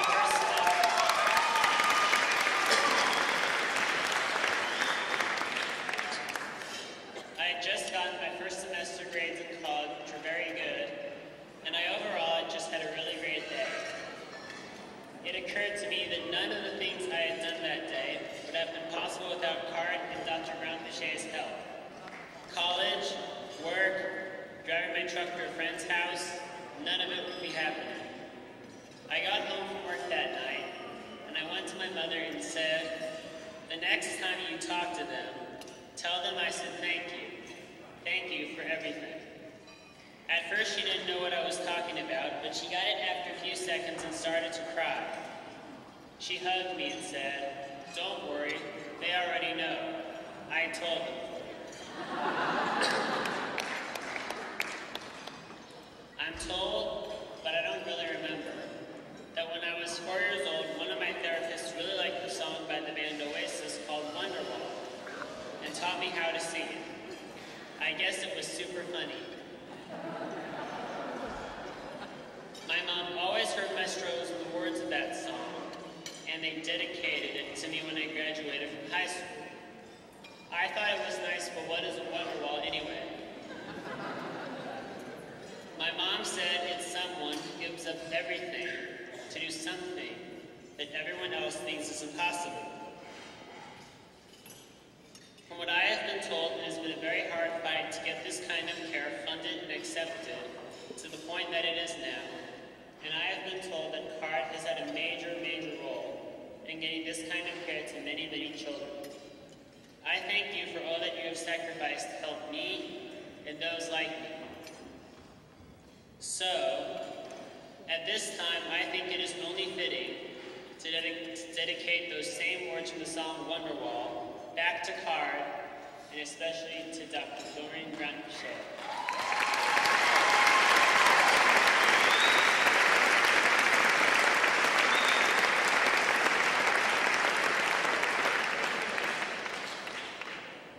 Here it goes. And all the roads you had to walk were winding, and all the lights that led you here are blinding. There are many things that I would like to say to you, but I don't know how, because maybe I know you were the ones that saved me, and after all, you're my Wonderwall.